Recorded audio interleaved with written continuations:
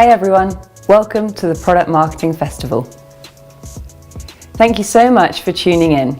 We hope you enjoy the sessions that we have lined up for you today. With expert presentations, specialist talks and deep dive panel sessions on the agenda, suffice to say, you're in for a treat. Just before we jump in, I want to take a moment to thank everyone who's played a part in making this event possible. Our sponsors, partners, speakers, presenters, and of course you, the product marketing community. You can engage with all our speakers and their sessions today by posting your questions in the comments section of the broadcast, or you can reach out to them in our Slack community. Remember, you can catch up with all this week's content on demand, plus a whole host of other amazing benefits by becoming a PMA member. And whilst you're at it, why not check out Product Marketing Core, our industry-renowned certification. But for now, it gives me great pleasure to introduce our next session.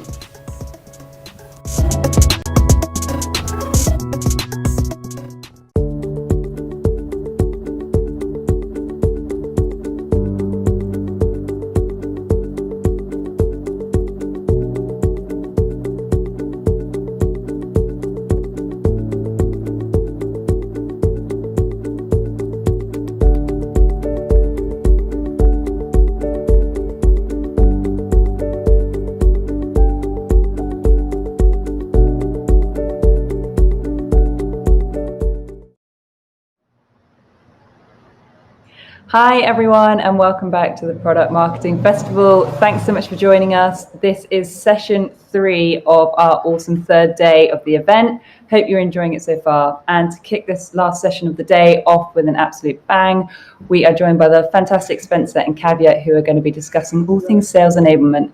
This session is fully live and interactive, so get all your questions and comments and feedback in the chat box, and Spencer and Kavya will be addressing them throughout. So the stage is yours, guys. Over to you. Thanks, Rose. Hey, everyone. How's it going? I'm Spencer Grover. I'm the Senior Product Marketing Manager at LevelJump. We're a sales enablement platform built 100% inside Salesforce. So the topic is very near and dear to my heart, and I'm really excited to be here. As Rose mentioned, we're a seat in the pants today. So this is fully live. So if you have questions, please let us know. We'll do our very best to get to them as we go along. Anything we miss, we'll try and address at the end. But enough admin. I'm really excited to be here with Kavya Nath, who's the Senior Director of Product Marketing at Sprinklr. Kavya, thanks for doing this for starters. And I mean, secondly, tell me, who you are, what do you do, how'd you get here? What's going on? Well, I'm excited to be here too. Thanks for co-hosting and chatting with me about this today. So yes, I'm the Senior Director of Product Marketing at Sprinklr. I've, done product marketing for several years now. I've been at Sprinklr for 6 years, owning, going from 1 product to 2 to now overseeing 3 of our product areas with a lovely team of 5 that work with me. And, sales enablement is a huge component of what we do. It is part of our day in and day out because we need to have a field team that understands what our products are, how to talk about them, who it matters to, and quite frankly, how we align to the sales process and how we get customers engaged and converting and loving what we're selling. I actually there's this, this thing like if you ask 10 people what sales enablement is, you'll get like 30 answers. Yes. I think that's maybe one of my favorites. That it's just like we have a sales team, we have a field team. They have to be better. They have to be enabled. Like that's what product marketing. But like let's speaking of sales enablement, I guess I'm curious. At Sprinklr, like what do you think the product marketing function should be covering in terms of sales enablement? What should be within that mandate, within those definitions? I mean, product marketing's role and at the foundation of what we do really is to align our messaging, right, and our positioning and our differentiators and how we talk about ourselves in the market to our target audiences.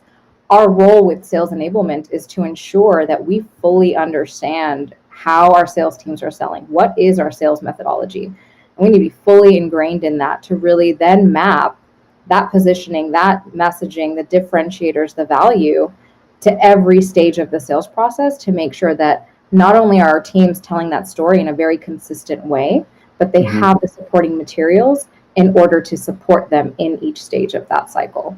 And it truly becomes, our role to be immersed in that and to make sure that we're developing and creating assets. We are making sure that they know how to articulate the differentiators, the value props, how we stack up against competitors, again, how to talk about that in a very consistent way, to where we can scale and the sales organizations can scale, and be successful as an entire company.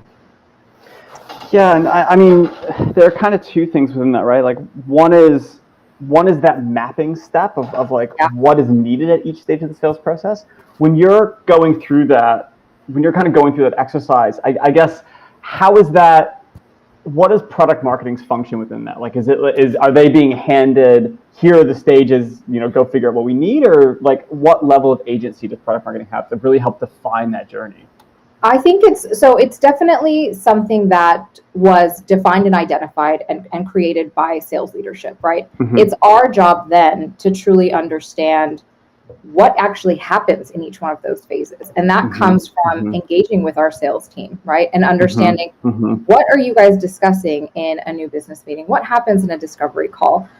What are the topics that you're trying to raise? What's the information you're trying to get from a customer? And so it's twofold. It's interviewing and immersing yourself and having conversations with sales leadership and your sales team. But it's also sitting in on those calls as you can, right? Because there's no better way to learn than to actually be present. And being a fly on the wall in conversations like that is probably the most valuable teaching moment and the most valuable lesson that a product marketer can have in order to ensure that you truly understand what's going on in each stage, is putting yourself in that position to hear what's happening, start to connect the dots of, oh, actually, it would be better if maybe we talked about it this way. That didn't seem to resonate with, so-and-so on this stage of a call. Or broadly, maybe our sales team isn't really grasping this differentiator as well as they're presenting it. What's something that we can do to ensure that it's clear? And scalability as companies grow and as sales organizations grow is another huge component of it, right? I think it's very different to enable a sales team of 10 than it is to enable a sales team of 100. And also looking at those nuances and how you're able to sort of map product marketing and the needs that product marketing has to support sales organizations that are at various sizes and levels. Yeah, and I guess one thing that we spoke a little bit about this in our pre-call, this idea that, like sales isn't a monolith. As you grow as a company, sales goes from sales with a capital S to maybe inside sales or outside sales or regional sales, or like you can slice the sales to 8,000 different ways. Like, how do, when you're kind of in that position, given the ratio of product marketers to sellers, like what can product marketing do to help each individual sales team? Are you looking for commonalities and fixing those problems, or are you really like, I'm going to help the AEs in this region today? That's my thing. Like, how do you approach that problem? That's a little bit more difficult, right? And I think again, as organizations grow, you might, because I think we actually have a sales enablement team that we partner closely with versus being the ones that are actually managing the program itself. And again, that varies from different stages of an organization. And so if you're in a position to have a sales enablement team, that's sort of what you're relying on them for in terms of sort of doing that breakdown and assessing the needs of each region and each organization, each level of sales, of the sales department. And so really being able to partner and understand what are the needs and then break down the curriculum and the assets that are created and how you go about with the education process. There's also a component in here of not everyone learns the same way, right? So there are some sales folks that thrive on, hey, I love these internal webinars where you're actually talking to me, I can ask questions, and this is how I learn. And then you've got some, other sales folks that are like, I'd rather this be like a written sort of deck that I can kind of go through in an interactive way and learn. And so how do you then also take into account different ways in which people learn and map what you're trying to enable a team on in different ways and shapes and forms? Obviously, scheduling internal calls is probably the number one way to go. We also have a pretty sophisticated like learning management system that we utilize and sort of approach it twofold, as well as having smaller breakouts, again, with regional teams that will do what we kind of call a road show when something's really big and we need to kind of get in front of the organization to make sure everyone's on the same page, speaking the same language. We'll essentially do a road show that encompasses all of these different elements to make sure that we're able to communicate and reach all sales members, sales leadership in a way that, again, it's going to resonate with them and it's going to make them feel empowered, right, to be able to go out and speak the language, speak the message of what we're trying to go to market with. And I actually, like, I think that's so key to like, I think that's so key. And like another kind of part of that is really how, like, helping sales understand this is what product marketing does. Like this is, and more importantly, this is what we do, which you kind of don't care about, but this is what you get. Like this is this is why you should care about this thing. And I think that second part is so important. Which actually, I kind of want to bleed this into some of the chat that's going on. Ben asked a question earlier around how you get included on sales calls, and I think this actually hits at a deeper question of how do you work effectively with your sales team? Yeah, I think so. That's actually a great question, and this is one where I'll say it takes time and it takes being proactive and building those relationships of knowing, and it could be sales and your sales engineer counterparts, right? Maybe product marketing works more closely with sales engineering than it does with the actual sales organization. And so it's really figuring out who your counterparts are going to be, fostering those relationships, and then saying, and I mean, quite frankly, I just go in and say, hey, I'd love to sit in on a call where you're pitching this. Is there anything coming up in the next few weeks that you can just add me to? I'll be a total fly on the wall, but I just want to hear what customers are saying, and I want to hear how we are pitching to our customers and how we're navigating and sort of moving that conversation along, right? Because it's going to help me help you better. And it really does. It comes down to just building the relationships and asking. Because they're not going to proactively think, hey, I want my product marketer on this call. But it's product marketer's role to put yourself in that situation to get that insight, right? Because your job is to create these assets, these pitch materials, these one-pagers, at the same time drive marketing campaigns that help foster interest. And so how can you do that without listening to what customers are actually saying? I mean, like, I'll just, excuse me while I get up on my high marketing horse. But like, I genuinely believe that like 90% of marketing problems can be solved by just asking customers stuff. Like, does this messaging make any sense? Oh, it doesn't? It's rubbish? Oh yeah, fair enough. Okay, we'll talk to you later. Like, and I would say you'd be hard pressed to find a salesperson that would say, no, I don't want you on this call. Because at the end of the day, what you're going to be able to help with and support by hearing what's happening on these calls is going to outweigh just, somebody listening in. And at the same time, you're knowledgeable in the product, where if there came a moment where you needed to jump in, it's really just another subject matter expert on the call that's really able to help facilitate the conversation. That's right. And like, I think there are two things here. I think one is like, I think one piece is so important is that like, if you can build that relationship based on the outcomes that you drive, I think that makes that so much easier. Like if you're let's say you're starting a new job and you're new and all the sellers are like, product marketing's rubbish, I don't care about anything you do. Like, to overcome that kind of thing, like, it's so much easier if you can say, hey, this rep used this messaging on these 50 calls, and look at that, they now have more meetings than you do. Like, that's a really powerful kind of like talk track to really get that buy-in. Then when you're asking for stuff, it's like, I got a little bit of, I got some street cred here. Like, I can No, absolutely. I mean, and you think about, let's kind of move that into creating sales assets and pitch material, right?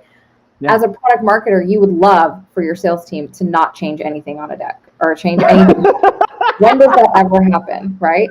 And our struggle is also, we're trying to create something that can map to a one-to-many and not a one-to-one. So the better we can do that, the less work, right, on the rep to have to sort of readjust and recreate. And I think that's an ideal state that a lot of companies and a lot of teams don't really get to, because again, prospects are unique, their challenges are unique, and you do want to make that interaction as personal as possible.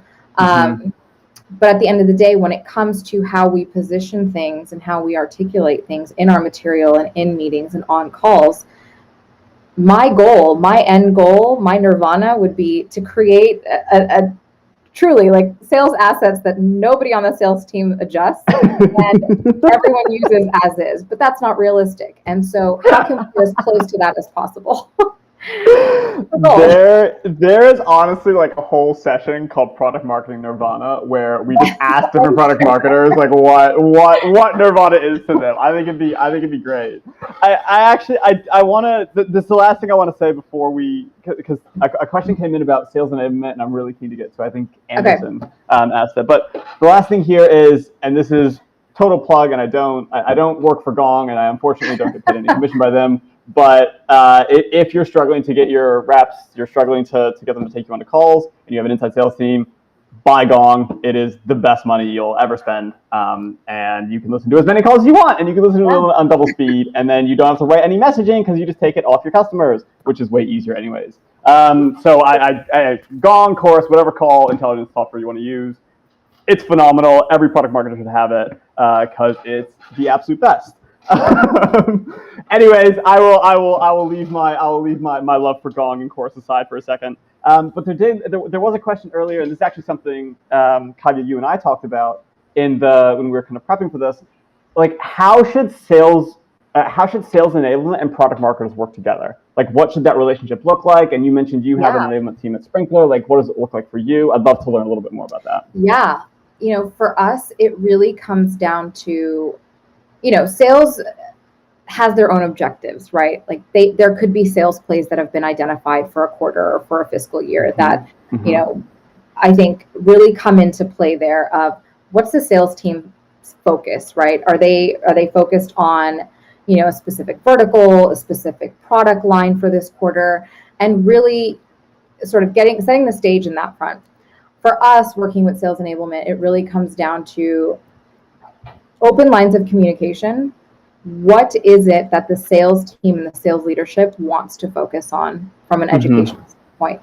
And how does what's coming with regards to new product launches, product releases, what the market's talking about, that we can start creating some curricular and, just a cadence around basically a content cadence around, right? So we essentially create like a series of curriculum quarterly that follows like a weekly call that we set up for sales. Product marketing is typically on it very regularly to present on new products, competitive sets.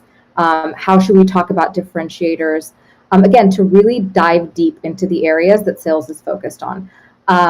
Again, that's another team that we partner with in terms of looking at, not everyone learns the same way. So what are the new tools and capabilities that our sales enablement team is wanting to utilize and test out? How can product marketing come in and play a role in helping drive some of that, right, with the content creation and making sure that truly, at the end of the day, we're all talking the same language. We're telling the same story about what our prospective customers are struggling with and how your company solves that problem. But they truly are our counterparts at every step of the way. If there's anything new that's coming out, field enablement is the first place I would go to figure out, hey, let's talk about what the best practice, best cadence for getting this topic and the education around this topic out. And they really do help sort of facilitate that from a program management standpoint. So are you, at Sprinklr anyways, is product marketing very much a subject matter expert function, I guess, and then sales enablement kind of owns the relationship with sales and you're funneling everything through them? Like, is that vaguely how it works? I would say at a high level, yes. That being said, a lot of our sales enablement folks have been at Sprinklr for a really long time and are well versed in the product, right? So they can help us connect the dots as well. But yes, product marketing typically, product marketing and product management do sort of take that SME approach where we're the ones putting most of the curriculum together, putting the talking points together, and then going and actually presenting it as the educators on these calls.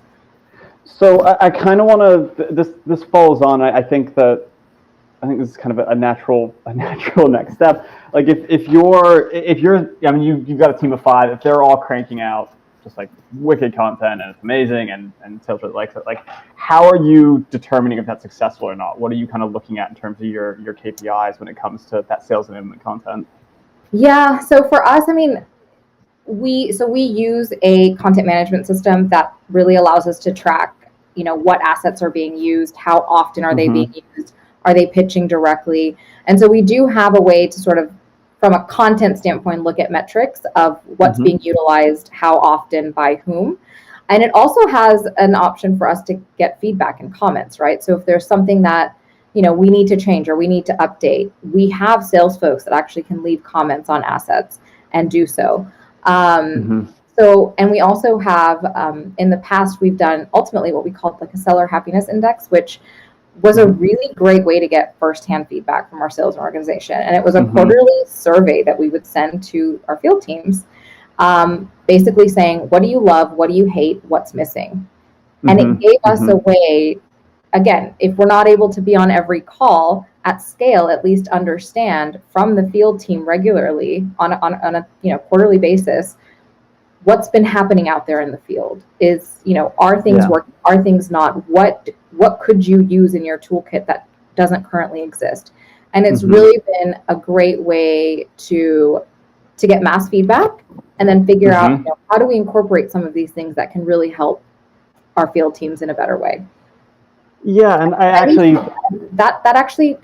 would highly recommend, any product marketing team find a way to get some of that mass communication and that feedback on a regular cadence, because it truly is valuable. Because customer expectations change a lot faster than you think they do, and something that might have worked a year ago might not be working because there's another company or another competitor that's doing something new, and your sales team is going to know that and recognize that very quickly. And so the ability to stay on top of that just from a customer expectation standpoint is also really valuable. I'd also add that kind of back and forth communication, I mean, ideally en masse, but even anecdotally, which kind of goes back to the relationship piece, I think. But like that is, I mean, even as an enthusiastic product marketer, like I'm never going to speak to as many prospects and customers as a BDR team. Absolutely not. They're going to have more conversations, and for us, it's with enablers. But like they're going to have more conversations with customers. Like they're going to know if they're getting the same. If someone's using like the same language or they're talking about technology the same way, or they're presenting the same problem, like that is so valuable to fuel that kind of, basically to fuel what I do anyways. Because it's you gotta go where the customers are. So like, and that's what your sales team needs to have, right? Is what's going to resonate with your customer and your prospective customer base. And I think that there was actually, this kind of goes back to this content question. I apologize, I can't see who asked it earlier, but someone asked, what do you do if somebody is, you've created an asset and it's not being used by your sales team? How do you kind of tackle that challenge? For us, I mean, again, with our sales organization being so large, it really does come down to kind of looking at analytics and metrics, and we've actually sunset some assets that were not being used. And once we were able to sort of pick up and see, okay, this is something that no one's been using, hasn't really been downloaded, hasn't been touched, we kind of, as a team in conversation, just start saying, hey, did you not find this valuable? Did this miss the mark somehow? Like, did you not have a stage in your sales process where this made sense to introduce or share with a customer? And there are times where, we absolutely retired asset types because they were of no use. And at the end of the day, that's also valuable information, because you don't have to create something that's not being utilized, and you can focus your attention and your time on something that's going to be more valuable for your sales team. So I kind of look at it as a way to facilitate, to start a conversation, right, and get feedback directly. If you're able to see metrics first on utilization of assets, and then obviously pivot, shift. If that's not working, what do we need to try? Like, what is some, what would encompass this information but be more useful to you to share with the customer or prospect or as part of your sales journey? And really, it just comes down to getting that feedback and figuring out how you adjust that toolkit or that bill of materials that product marketing owns for the field team to make it more impactful for them to do. I love that you use the term bill of materials. That is perfect. Oh yeah, that we is call it that is spot on. My days of marketing manufacturing software are coming back to me. Anyways, I digress. I think that I think you're absolutely right. I guess I want to pry a little bit more though. I want to say let's say if you know an asset can lead to positive revenue outcomes, do you look past usage ever when you're looking at your assets? Are you kind of tying that through, or is it kind of stop at the water's edge? Like, how do you approach that? I guess in your example, you're saying we know it would work, but it's not being utilized. So how do you evangelize the usage of that? That's right. Okay. Yeah, that's a great question. And again, we have a large enough sales team where I think most everything gets utilized in some way, shape, or form. Yeah. And so there's at least a starting point of some type of metric, right? Whether it's a comment or feedback that's made directly to product marketing, a request that's made, or the metric itself, which is why, once we see something's not being utilized, it's not just we retire it right away. We kind of go pick at it and try to figure out why. And if it does come down to, well, we're not sure how to use it, that gives us the ability to say, okay, well, how about, in this situation, in this context, let's try sharing it and see what happens, right? And almost suggest ways in which it should be used. So yeah, back to my previous comment, I wouldn't say we automatically sunset it. It's more based on the feedback, but you're using that metric to facilitate the conversation, right? To figure out what the problem is or where it's maybe not mapping directly as it needs to into the sales process. Yeah, and I'm like, content production is basically a giant pain. as a previous content writer, content production is so annoying. So, if you have an asset, then it's really, I think it's well worth the time to be like, why is this not being used? What is this not solving? What can we edit here rather than starting from scratch? So that's always kind of worth it. Listen, Kavya, thank you for doing this. We'll stretch it. We were supposed to be done by now. We'll stretch it one more minute. If you have any last questions, drop them in now. And Kavya, we're going to run a little bit of rapid fire. So one question that came up earlier is, what CMS are you using? We use Highspot. Highspot, cool. Secondly, Alex asked, how do you get sales to respond to your feedback surveys? There was a couple questions around this, like how do you engage with sales when it comes to surveys and how do you get them to do it? We do. Oh, that'll work. We send the survey and then we send reminders for 3 weeks straight. And we do, but then we also use our Slack channels, right? Where we'll post the link and say, hey guys, and at the end of the day, it's them helping us help them, right? And so if you can position it in a way where it's like, look, this is going to take 2 minutes of your time, but it's going to result in you getting more of what you need. We've seen a lot of good responses with that. And you're not going to get everybody, but even if you're able to get, 10%, 20% of your sales organization that responds, and those that do respond have, a lot of feedback to give, and that's valuable. So it's just repetitive requests across every channel that your organization uses in-house, email, Slack, whatever. And then just, do kind of like a cadence of, hey, here you go. 1 week later, we're closing this in a week and you've got 24 hours to do this. And it does help to get sales leadership buy-in, right? Because if their managers and their bosses and their VPs are pushing this on them, they will participate. And so absolutely getting sales leadership buy-in in the value that something like this can provide the organization as a whole, not just product marketing. 100%. And I mean, manager support, manager enablement is what's going to drive the boat every time. Kavya, we are fully out of time. We did miss some questions. Elizabeth, you asked a really amazing one, and I can't answer it in 8 seconds. That's not possible. So I'll do my best to pair Kavya with you after this. But thank you all very much for tuning in. Kavya, it's been an absolute delight. Thank you for doing this. You too. And yeah, have a wonderful day. Bye, everyone. Bye.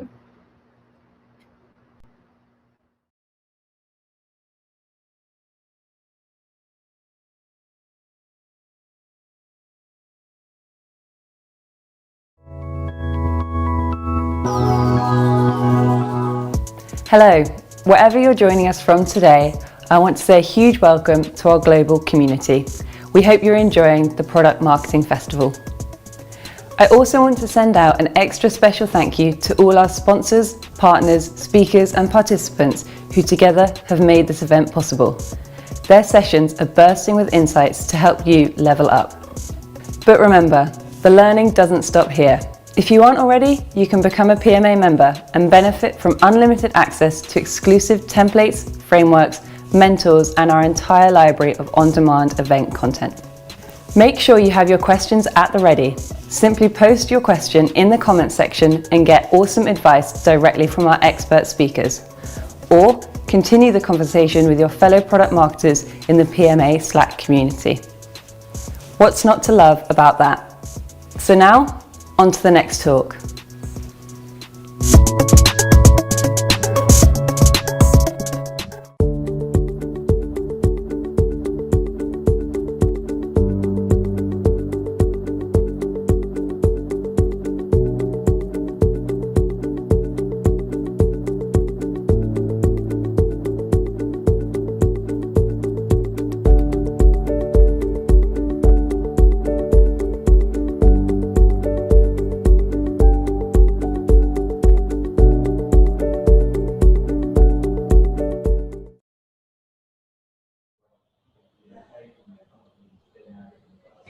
Hi everyone, and another awesome live session for you here now for the Product Marketing Festival.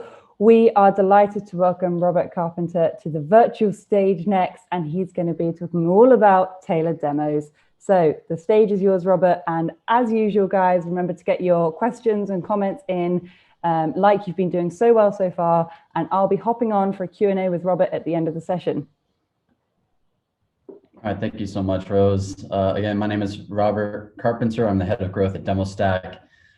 We help revenue teams gain control over their demo environment and create tailored demos. So with that said, I'm excited to dive in today to share how product marketers like yourself can start paying attention to demoing and how you can get involved with creating demos and even delivering demos yourself to be a contributor of revenue on your team. So let's get started. Let's start off first with, what is a demo? I think, right now there's a lot of traditional thinking around what a demo is. Traditionally, more often than not, you might be surprised, they're usually pretty generic. So, and usually delivered as a product tour. So as soon as a sales lead is ready to see the product, a sales, AE or a sales engineer jumps on and they're showing a tour of that product. That's probably most typical now. And it's not every company. Every company, some companies are able to create custom demos, but it's a lot of work. Another thing about traditional demos is they're most often presented live. So rarely are you in a situation at your company where you can share like a handoff demo or a demo environment in that way. They're usually presented on a live call. They're also usually done by sales only. This is something, sales wants to control the narrative and how product is showcased. Marketing and product marketing, showcases product via videos and GIFs, but the actual demo is usually done by sales. And then it's mostly done later in a sales cycle. So again, not every company, some do it earlier, but most do it after talking to a SDR, and sometimes even after talking to an AE. It can be multiple steps in. So what is a tailored demo? In comparison, a tailored demo is personalized to tell product stories. So it's not a generic product tour. It's actually a product that's customized and personalized and tailored to the prospect or to particular use cases and stories you want to tell about your product. They can be delivered live, or you can share them, and they can be explored offline. They can be explored asynchronously. So that's where you can, share a demo before a call, after a call, or even on a website. They are a part of a demo experience platform like Demostack, so they're usually controlled. So that's one reason why other departments usually aren't demoing. It's because sales and pre-sales won't, then have much control over that narrative and what is being shown during the demo. So with a demo experience platform like Demostack, there's control over what is being demoed and what is in that demo. So then there's more use cases across teams. And ultimately, what tailored demos do is it enables the buyer to experience product earlier and throughout the customer journey. So the reality of tailored demoing and tailored demos coming into the forefront now is it's really changing the game in terms of what the customer journey can be.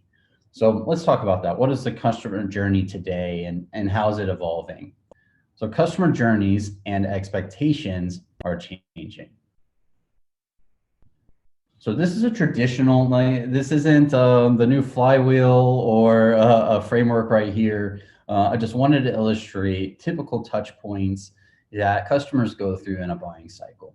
So in a traditional B2B SaaS, let's just use that as an example for now. Buying process, someone is visiting a website, they are requesting a demo, they then maybe meet with a sales development rep to go through qualification. And to this point, maybe they've seen some GIFs or videos and screenshots that product marketing has been able to produce and share on the website. But they haven't really experienced the product yet. So the next step is they probably still don't experience the product. They move to an AE, account executive meeting, where they're doing deeper discovery. So you might have heard before this phrase in sales, never demo before discovery. And that's because the traditional demo is jumping into that product tour. It's doing a full kind of review of the product or diving into a full product. And you don't want to do discovery. You don't want to do that demo before you do discovery, because then you're going to be going all over the place. You're not going to be able to be focused and you need from that call. So even going into a first call with an AE, oftentimes there isn't a demo. So the next, maybe meeting with a sales engineer or pre-sales architect, solutions architect, or maybe the AE on a second call, and then that's when they're finally getting a demo. They're finally able to experience product in some way. And then, if that goes well, it might go into contract negotiations. Then you need to, if that goes well, then it goes into being onboarded with a CSM. And then finally, after that deal is signed, after you're onboarded, you're able to experience the product. And from then on forward, you're working with a customer success manager and sales to kind of learn how to grow the value of that product over time and expand your account. So that's traditional B2B SaaS buying cycle. So now you've probably heard of this, I'm sure. Product-led growth has came into the forefront, and I labeled it 1.0 because we'll talk about the next iteration with tailored demos. But right now, product-led growth, what does it mean? Product-led growth is about leveraging product as your main vehicle to drive user acquisition, retention, expansion, etc. Usually how it's implemented, it's a lot less touch, human touch, versus traditional cycles. So you're not immediately jumping into a sales call or with or getting qualified or going through like a heavy sales and customer success process before you can experience product. With product-led growth, you're able to experience product right off the bat. So you might, as a user, come to the website and then be able to, on your own, sign up for a free trial, sign up for a free product, and jump in and start exploring that product on your own. Now that's great. You know, customer expectations today is because this is so readily available, customers want to come in and try out different products, see how it feels for them, and do their own kind of compare and contrast. But there's a few problems if you rely completely on this setup. One is you onboard yourself and you activate yourself, and then you make all of those decisions on your own. And that's great as a buyer. You want to be able to make your own decisions and kind of go about it on your own pace. But there is value in human interaction earlier on to guide and show you how you can get the most value out of that product. So once you jump into that product, you can start deciding right then and there, am I going to upgrade? Am I going to, is this not a fit for me? You're leaving with a pure like product-led growth 1.0 model. You're leaving that decision up to the prospects usually to make on their own before you ever engage with them.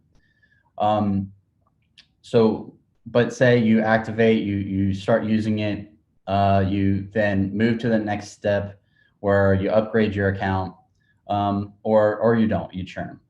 The next stage is you've upgraded your account, or maybe you have some questions, so you reach out and you engage with a customer success manager or a customer support person, or maybe a salesperson, and they help you find value.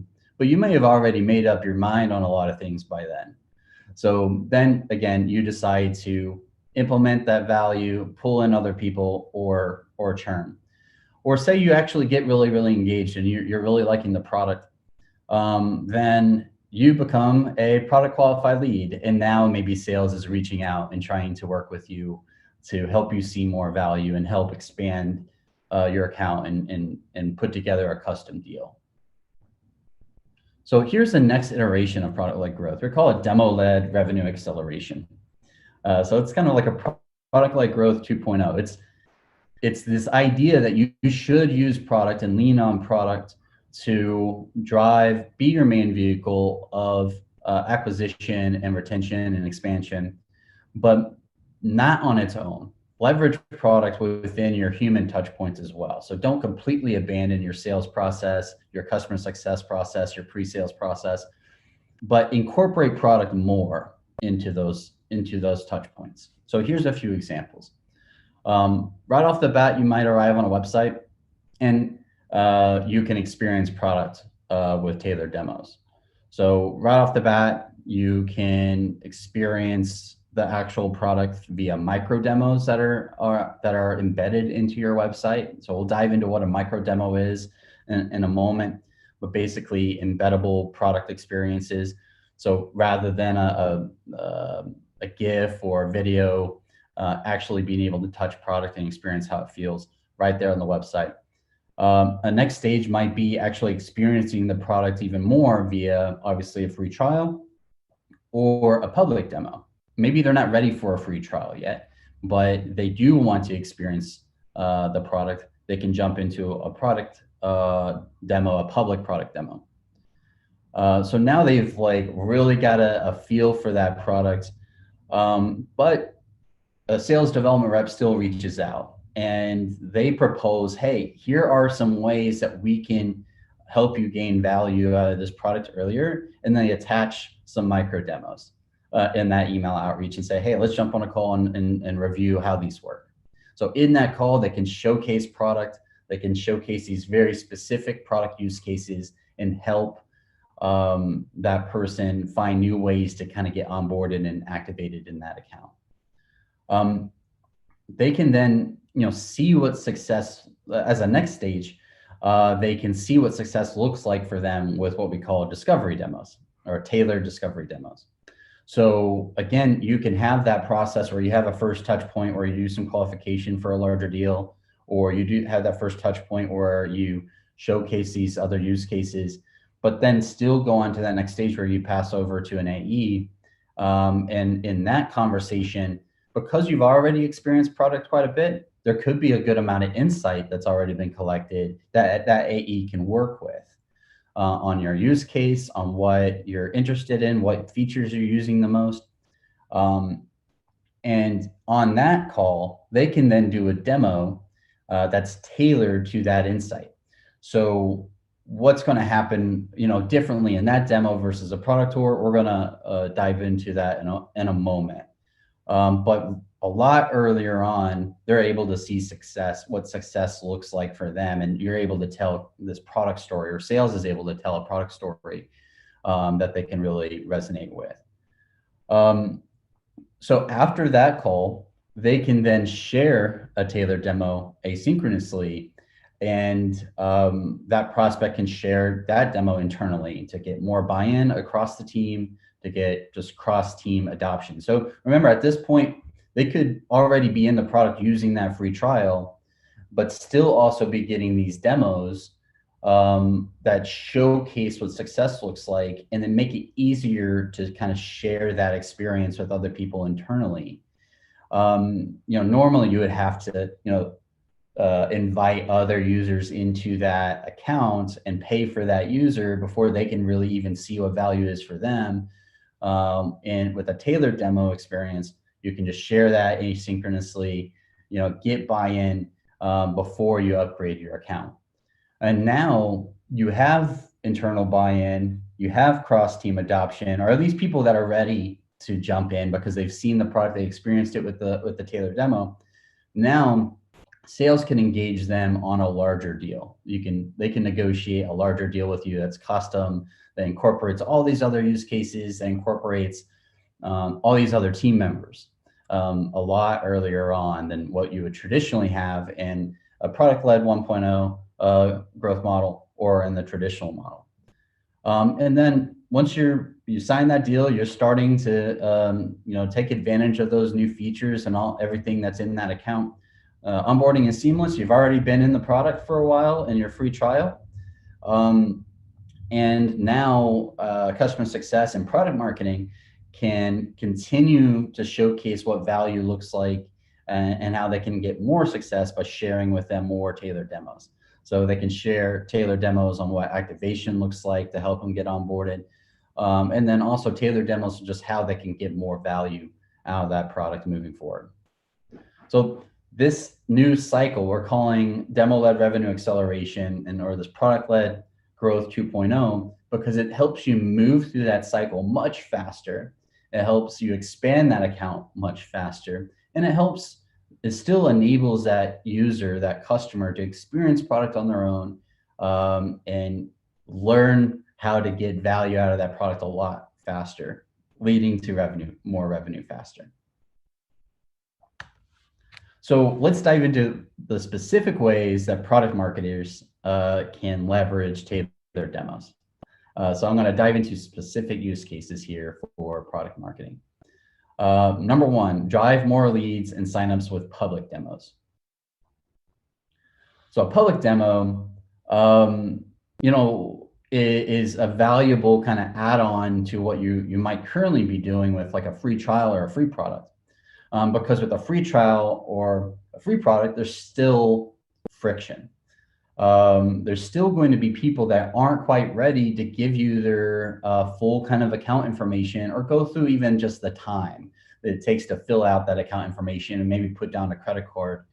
They don't want to go through that. So how can you get them into the product experience sooner to where they can say, yeah, this really looks interesting. I want to dive into this more. I want to actually see how this can work for us.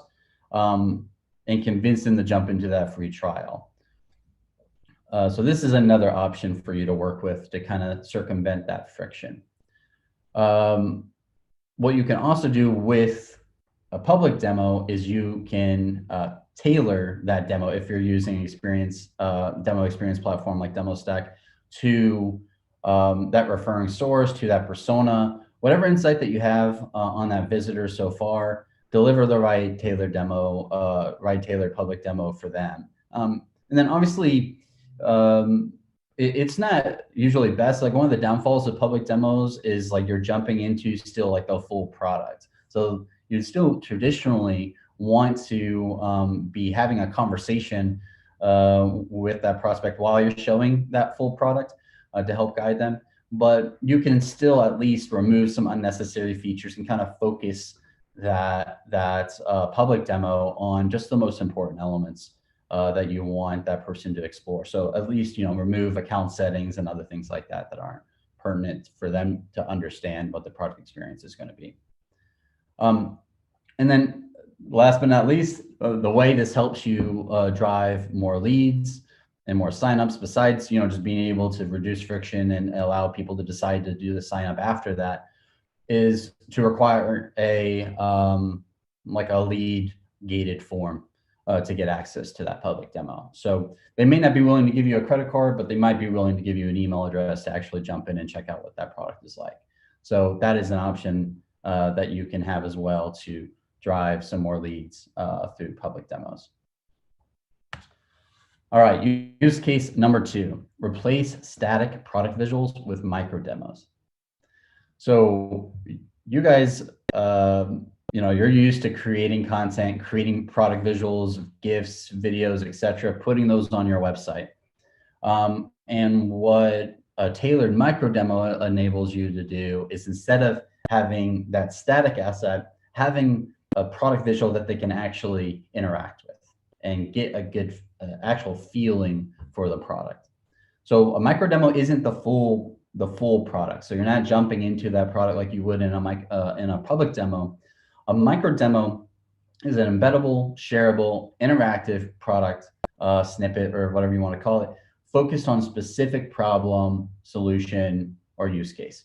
So it's like a singular product story that you want to tell. So on your homepage or in your email campaigns or live chat conversations on the website and the blog, instead of doing the video or the GIF or the screenshot, embed a micro demo that they can then interact with and toy with, and they can get just a much better feel for that product that way. And this is, I think this is especially powerful for when you're doing a new feature release. You want to promote that new release on a blog post or in your documentation even. It really helps people more like tangibly understand the value of that new feature if they can actually play with it a little bit. So use case number 3 is enable sales with persona tailored discovery demos. So a discovery demo. So you've heard again earlier before, never do never demo before discovery. With tailored demos, we're advocating using the demo, the visuals of the demo, to actually facilitate and drive discovery. Also, if you use micro demos and you were able to have people experience that product a lot sooner, then you probably have insight to work with. So if the salesperson can go into their first demo call with a tailored demo that's already tailored to them, like their persona or the use case that they're they're going to care about most, that's going to really give them a leg up.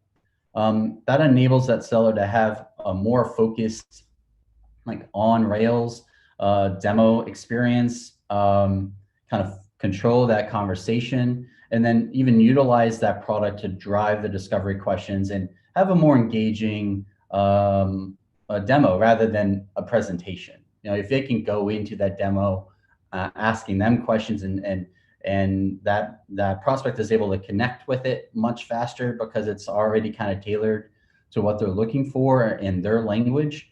Like you can see in this example here, tailoring a dashboard to an enterprise customer, or even just having the words saying enterprise deals there and performance by quarter can actually help that person connect with the conversation a lot easier. And then this shows the prospect that the seller cares about solving problems for them, not just showing and like selling the product. So the sooner you can get into that kind of collaborative selling motion, the better. That helps build connection with that prospect, and it shows that you're partnering with them to solve problems for them. Use case number 4, tailor and share demos for customer and market research. So testing and research demos. So with the ability to create tailored demos, you can customize really anything about it. You can create those micro demos focused on specific use cases. You can have a public demo or a shared demo that you can personalize all the text and the colors and all that sort of thing. So that creates a lot of use cases, and especially around like customer research, market research, A/B testing for microcopy, for color, for this feature versus that feature. Whatever you need to get insight on from the market or your customer base, go in, create the different variations, and share those via email, share those on a live call. It makes it a lot easier to do so. And then those participants of that, like if you were to jump on just a customer research call, a customer development call, and you're just doing that via like dialogue, it's a lot harder for them to connect with kind of what you're talking about. But if you had a visual up there and is, again, personalized to them, they are more able to give you kind of tangible, it's more tangible for them. They're able to give you better feedback. It's easier for them to give you better feedback and for you to have a constructive discovery conversation with them. So the future of product marketing includes tailored demos.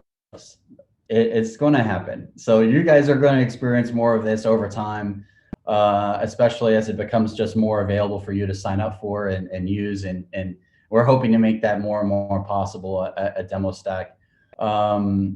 With a demo experience platform like Demostack, there's really no waiting for you anymore on R&D or design to give you product visuals. You can just get that kind of copy of the demo environment and customize as you wish. And create your micro demos and create your tailored demos. Then you can be a contributor to the organization, to the sales department, to the customer success department on telling product stories that will connect and help drive conversion. So you can do that on the marketing end as well. But if you can be a contributor to actually creating these assets, then you're really enabling sales and revenue growth throughout the customer journey, throughout the customer lifecycle, because product is really your best sales enablement asset. So that is what we have today. Thank you so much. Again, Demostack gives revenue teams complete control, customization, and insight over demoing product. There's really nothing else like it out there in terms of the level of control and customization that any revenue team member can now have. So go check us out at demostack.com. Request early access, talk with us, and we hope to see you over there. Thank you, Robert. That was a great session. Seriously useful to kind of run through those different use cases and see it coming together. So a couple of points I want to run past you, just because we've got a few minutes left, so we can squeeze them in. Do you have, when you're talking about kind of that public demo versus tailored demo capability, do you have any kind of data on the conversion or adoption rates or anything like that, or anything that you guys are kind of predicting to see? Yeah, we don't have numbers right now, but we part of our customer experience, our demo experience platform, is the ability to track usage and conversion on these demos. So we're building up that data. We hope to do a ton of great content on that data over time. But you know, the difference between a public demo and a tailored demo. One, a public demo, you might have been able to already create to date. Like your engineering team maybe created this demo environment that they can then publish, and it's just filled with kind of generic data. And that can be great to kind of give a surface level understanding of how that product works and feels. With a tailored public demo, then you're able to control that content a lot easier. So the engineer, you're not relying on the engineering team to just kind of fill it up with content. You as a product marketing team can create a really compelling story with the data, with the content in that public demo.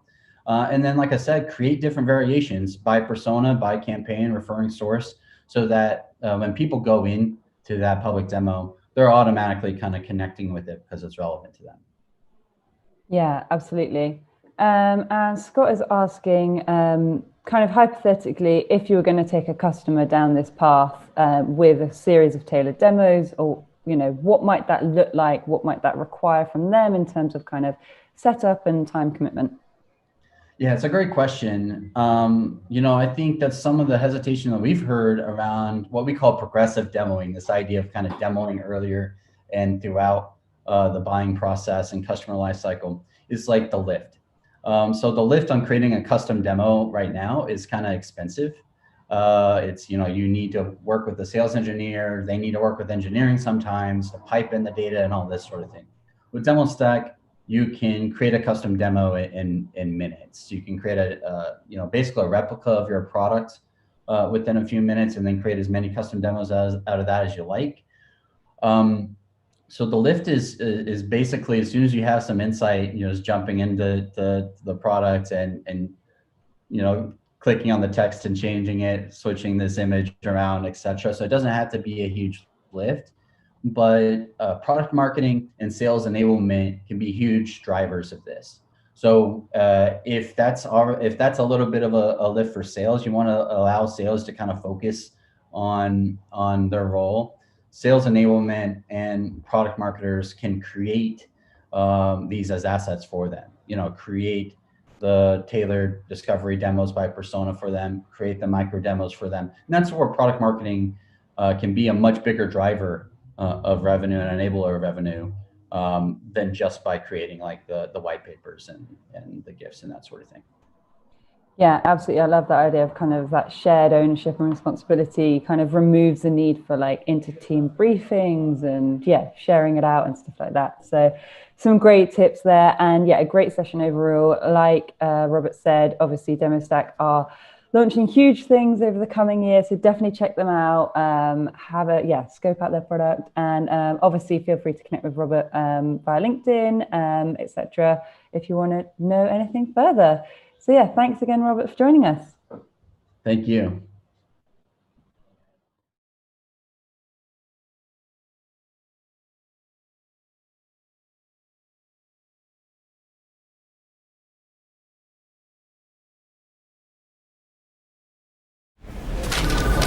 Do you have the creative brief? Go fish! Do you have the project's deadline? Go fish. Take back control of work. Reich helps your team work as one. Got it!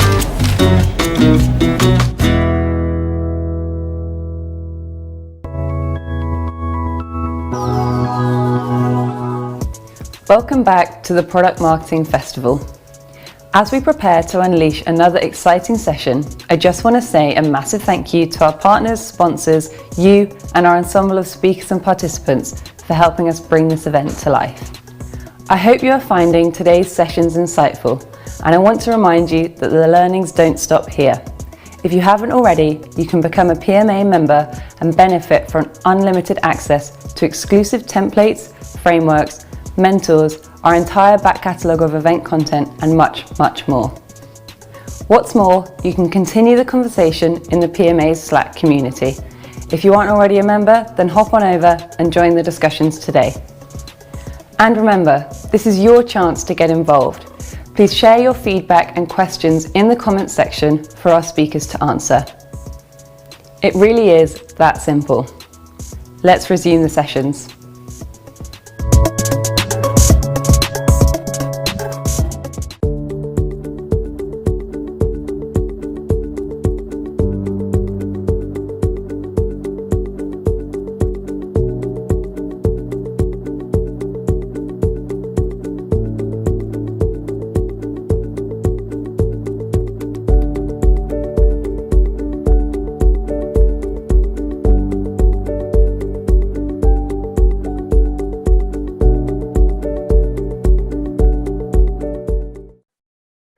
Hi everyone, my name is Adam Sangol, and I'm so excited to be here with you today.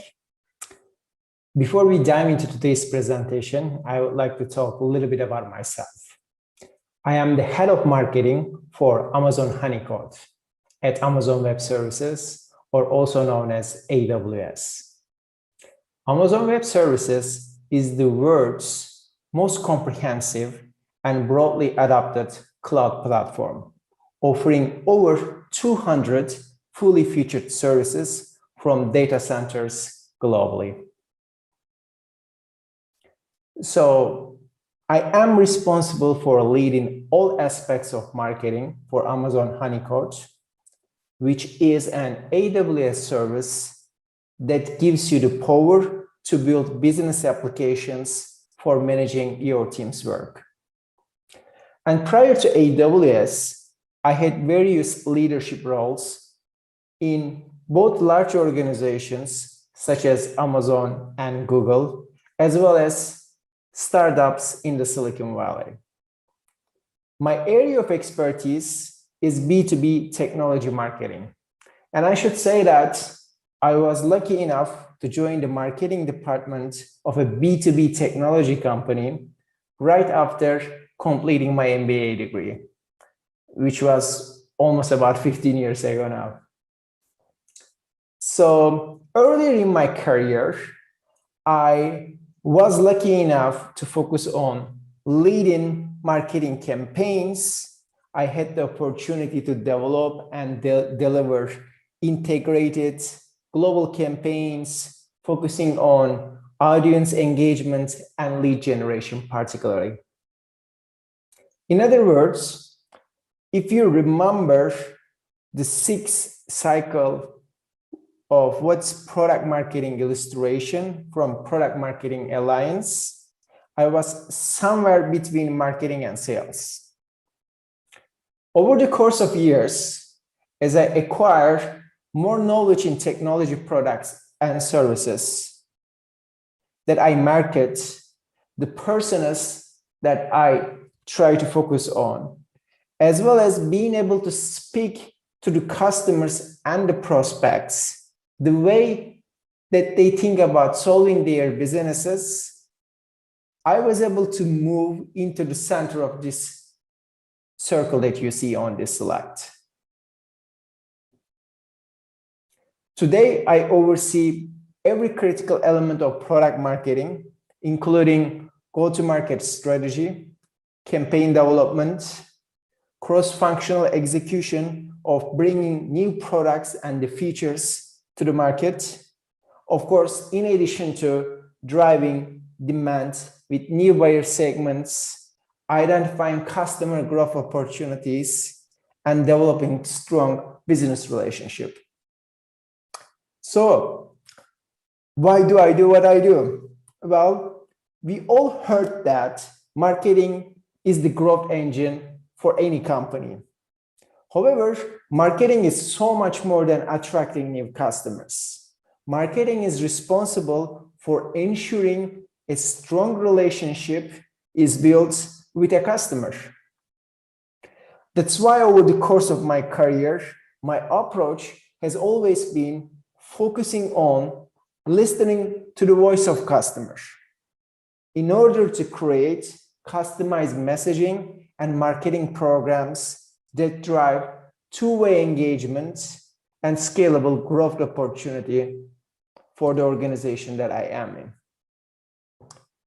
And you should always remember that business is personal, and marketing makes sure that every customer feels welcome. We will get back to that later in this presentation. But now let's talk about today's agenda and what we will be talking about. So today we will primarily focusing on understanding what drives technology purchases. Then I will talk about how you as a product marketing manager can identify influencers and decision makers. And finally, I will cover the importance of delivering strategic product marketing activities, including but not limited to messaging, storytelling, content development, account-based marketing, and sales enablement tactics that falls under this execution. And I will also talk about how all of these can positively impact the way that you engage with your prospects and your customers. So we have a packed agenda, and let's go ahead and get started. When we talk about B2B technology purchase, You need to know that technology purchases are not easy. We may tend to think that customers are so well informed that they don't even bother to engage with suppliers until very late in their buying process.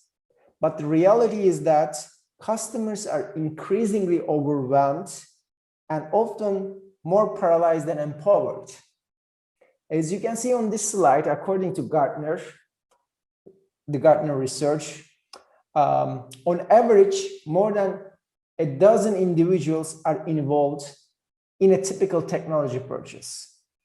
This means decision makers are pushed into unproductive, open-ended learning loops, which makes it difficult for them to fully understand the requirements and the alternatives that are available in the market.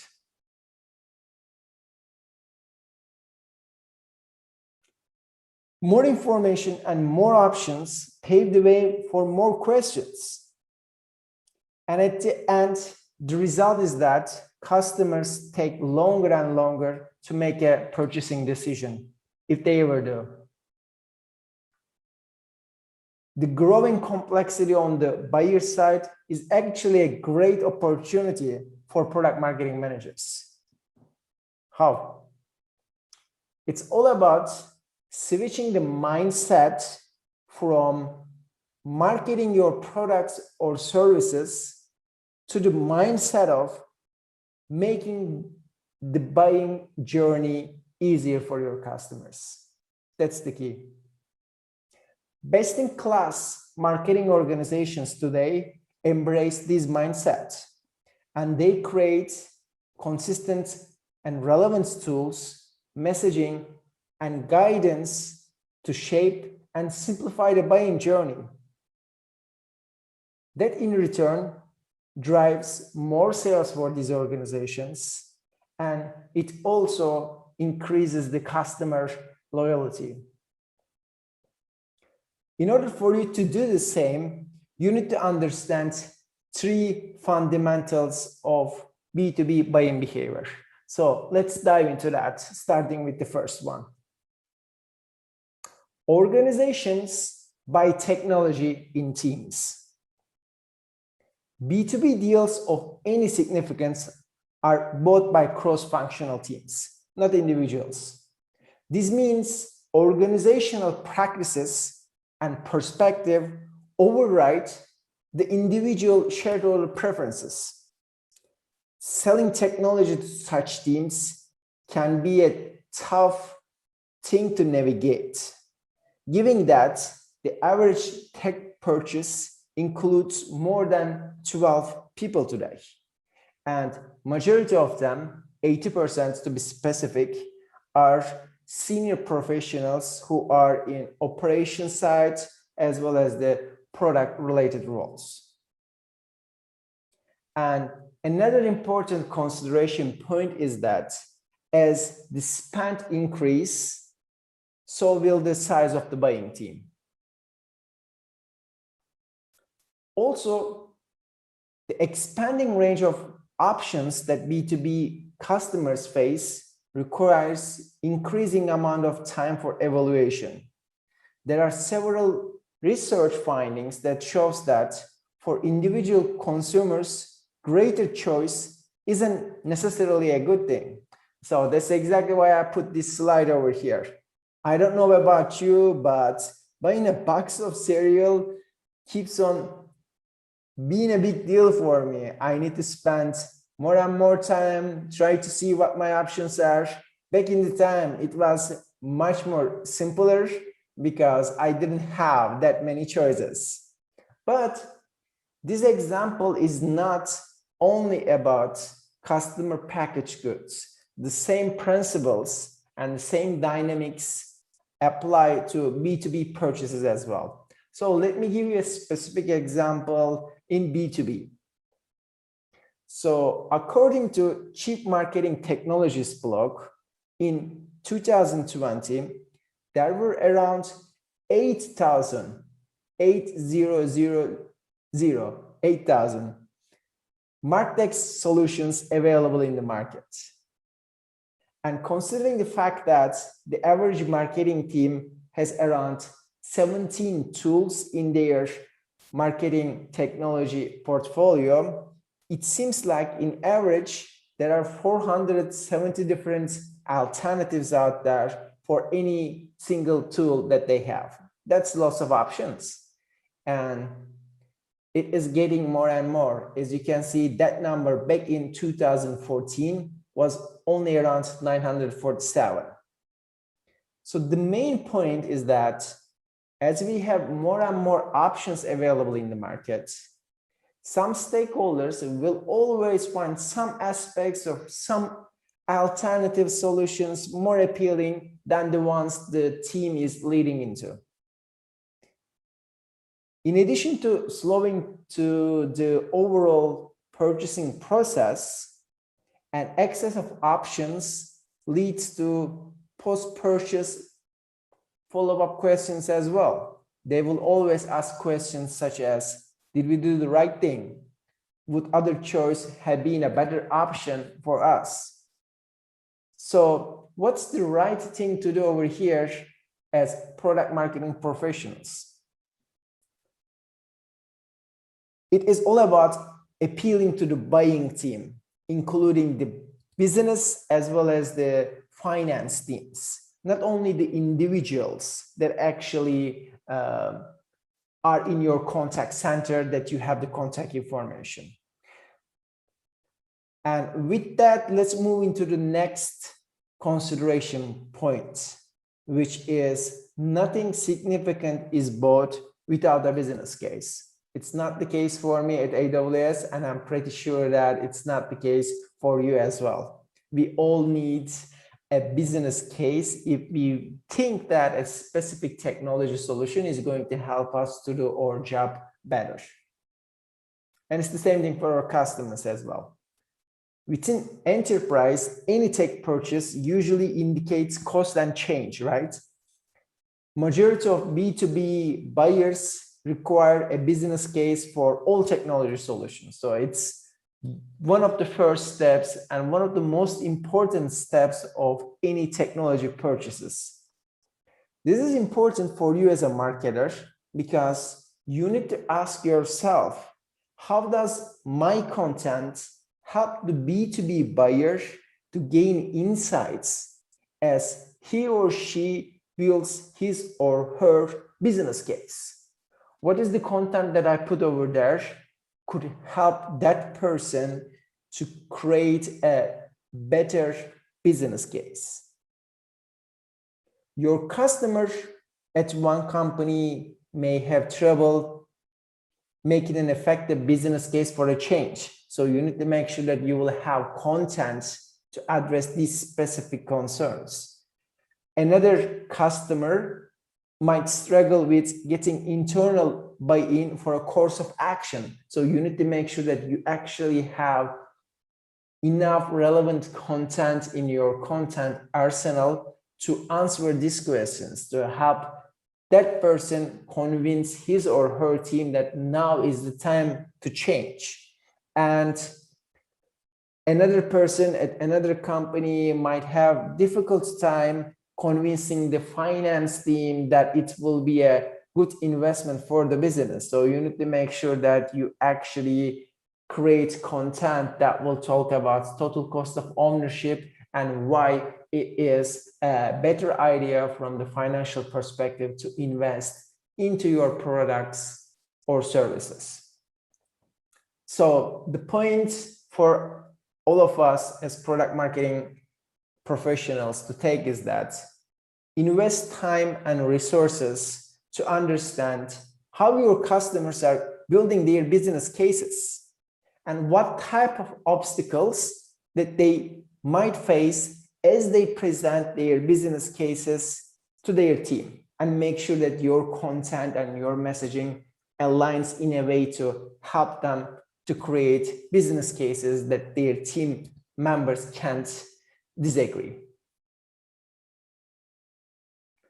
Also remember, organizations need to see investment will have a measurable impact on their metrics. So as you do that, it's also important to make sure that you clearly state and prove your solution or service will help the buyers improve their metrics. Find out what metrics that they care about the most and tie the gap between the benefits that you offer and how these benefits help them particularly crush these numbers or KPIs that kind of keep them awake at night.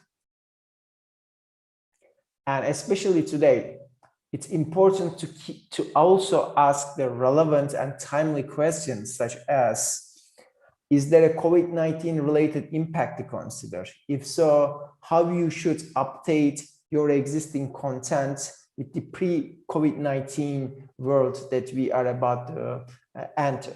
So make sure that, you know, whatever relevant concerns and opportunities are out there, your content addresses those as well. With that, let's move into the next and the final consideration point that we have. That one is, organizations struggle to buy technology effectively. It's something that we briefly mentioned at the beginning of this presentation. So since it's such an important topic, I wanted to dedicate one section for it as well. Organizations continue to increase their tech investment. So that's actually a good news. But most of them struggle to do so effectively.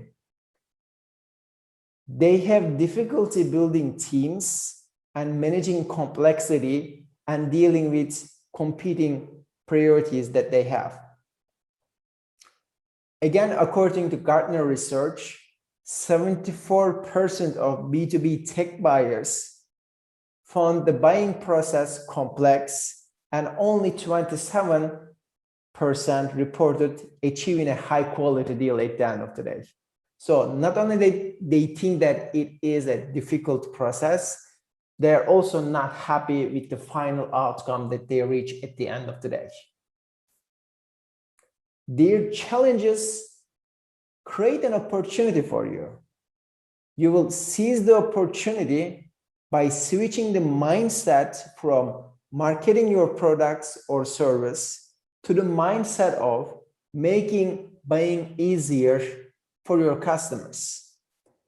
It will not only reduce the complexity of the B2B buying process, it will also inspire a better buying process for your customers, which will lead into renewal and growth opportunities for your business. So today we only scratch the surface in terms of the complexity of B2B technology purchase. But in conclusion, I would like to re-emphasize the three main areas that we covered today. Organizations buy technology in teams. So appeal the buying team, not individuals. Number two, nothing significant is bought without a business case. So help them create a business case where your customers would be able to get the buy-ins from their internal team to move forward. And from customers' perspective, technology purchases are not easy. So what you need to do is don't sell them, but help them as they navigate through their buying journey. With that, I would like to thank all of you for taking the time to join my session at Product Marketing Festival today. I hope you found this session insightful and actionable. See you next time.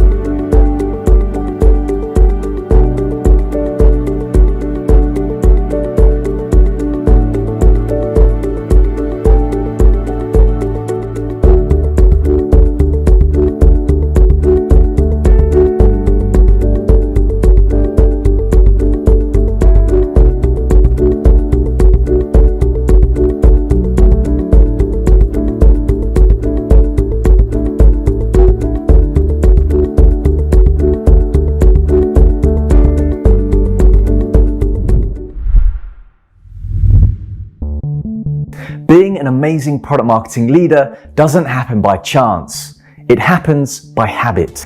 Product marketing certified leadership has been built on the back of decades worth of experience from some of the world's best known brands with one goal in mind: helping you be the best leader you can be. Crammed with real life case studies, over 12 hours worth of content, templates, exams, and more, this course is everything you need to lead with authority, confidence, influence, and innovation. Every piece of material within the 7 modules and 29 chapters has been vetted, tested, and approved by senior level product marketers from companies like Amazon, Uber, and HubSpot, serving up game-changing insights throughout.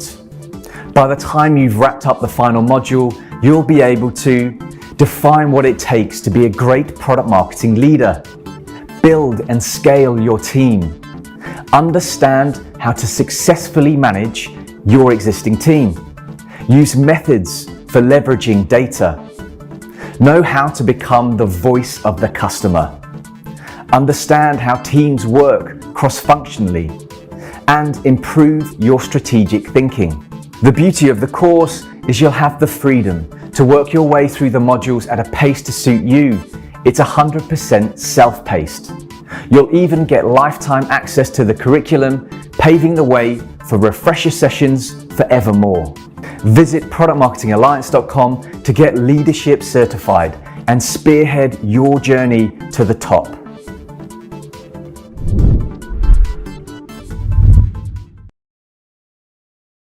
Your customers are your best spokespeople, so you want to make sure your prospects hear what they have to say. After all, trusted endorsements can drive faster sales cycles and boost marketing conversions, which helps you unlock faster growth. But when it comes to going on the record, even your best customers can go silent, and who can blame them? Partnering on case studies is time-consuming, and it's painful to work through the legal approvals often required. Luckily, there's another way. With Tech Validate by SurveyMonkey, you can easily capture feedback from satisfied customers and transform it into powerful content, like verified case studies, testimonials, and reviews. Want charts that show ROI, cost savings, or competitive differentiation? You got it. With our platform, you'll quickly build an arsenal of highly targeted social proof points, segmented by industry, company size, or buyer persona. You'll get the tools to easily deploy your new customer evidence into top marketing channels and put it in front of your sales team to share with prospects. Plus, there's no need to wait for legal for approvals. With Tech Validate, your customers can opt to share their name or provide testimonials anonymously, with all customer evidence validated by a trusted third party. That's why hundreds of companies, big and small, use Tech Validate to get social proof at scale. Ready to see how it works? Watch our product tour today. Klue is a competitive enablement platform that collects and delivers intelligence across every department of every business. Klue organizes intel into cards, delivering competitive insights across the tools and devices your teams already use. Enablement teams also get superpowers, allowing them to collect intel from millions of sources outside your organization, as well as internal sources like Salesforce, Slack, and company emails. Klue allows them to go deeper and cover more competitors without any extra hires or late nights for the team. Collect, curate, compete.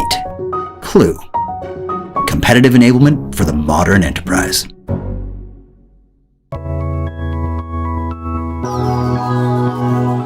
Welcome back to the Product Marketing Festival. I hope you're enjoying the content so far. I want to thank you all for joining us and send out an extra special thank you to all our sponsors, partners, speakers, and participants who together have made this event possible. Their sessions are bursting with insights to help you level up. But remember, the learning doesn't stop here. If you aren't already, you can become a PMA member and benefit from unlimited access to all this week's content, along with a whole host of other exclusive content and tools. What's more, why not check out Product Marketing Core, our industry-renowned certification? Join hundreds of your PMM peers and get certified today. And remember, have your questions at the ready. Simply post them in the comments section and get awesome advice from our experts. We've got plenty more magic up our sleeves that's guaranteed to blow you away. So So sit back, relax, and enjoy the talks.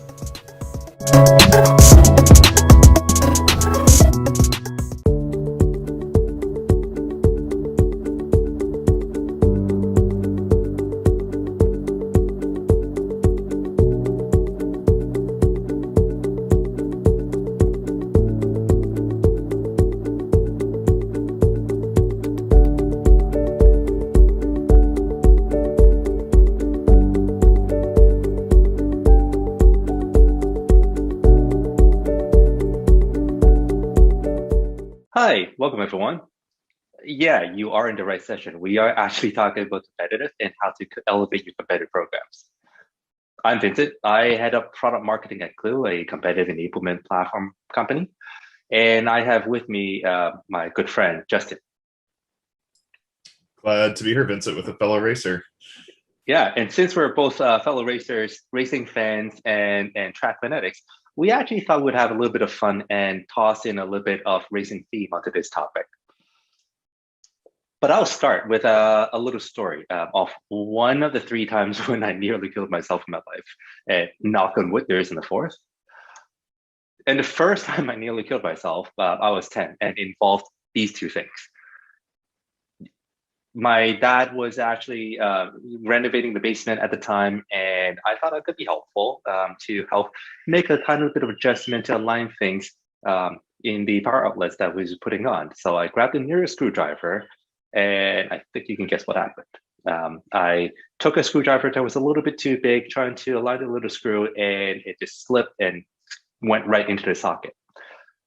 Thankfully, my dad was able to knock me out of that danger zone. And immediately afterwards, and more important for me, was he gave me a life lesson that I would never forget. And really, this led to this lifelong obsession of always trying to find and use the right tool for the job. And so when I was tasked with building out a competitive function early in my career, I immediately asked myself this question. Well, what is the right tool for the job? What is the right tool to do competitive, to do it better, to have bigger impact in the business, to have faster impact, to have bigger influence in the organization? And obviously, I searched high and low for this. I Googled a lot, I read a lot, talked to a lot of folks, and got a lot of advice from CI leaders, but really didn't find anything definitive. But there was one thing that was in common from everything that I've seen and I've actually heard. And that is, it wasn't just about a tool or a technology or a better way of quote unquote dumpster diving. It's about building a program. It's about program thinking and how to operationalize it. And so the question immediately went to, well, what does a good program look like? What does a great program look like?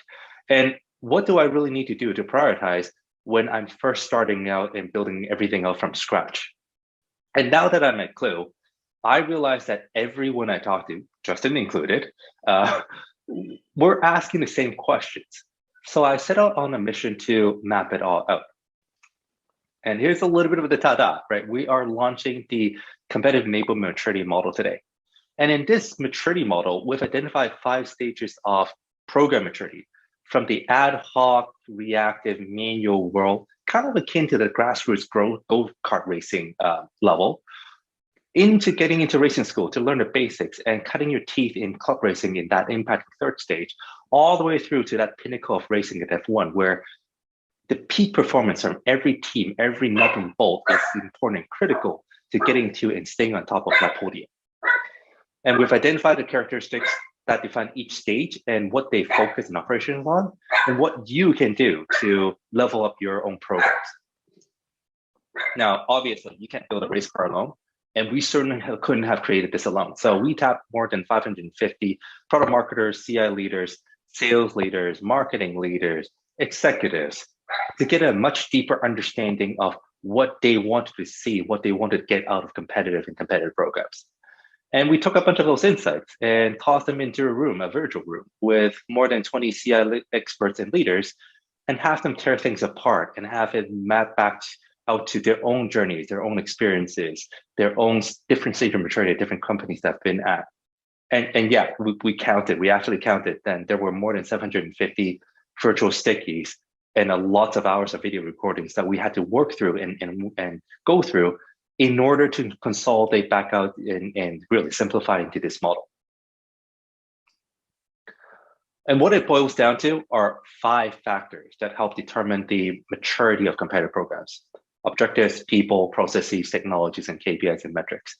Now, I don't want you to squint. You don't need to squint here. You'll get a copy of this deck to come back to. You also see a lot more detail in the report that we have linked out in below. But there are some interesting questions that kind of bubbled up to the surface when we looked at mapping out the maturity stages.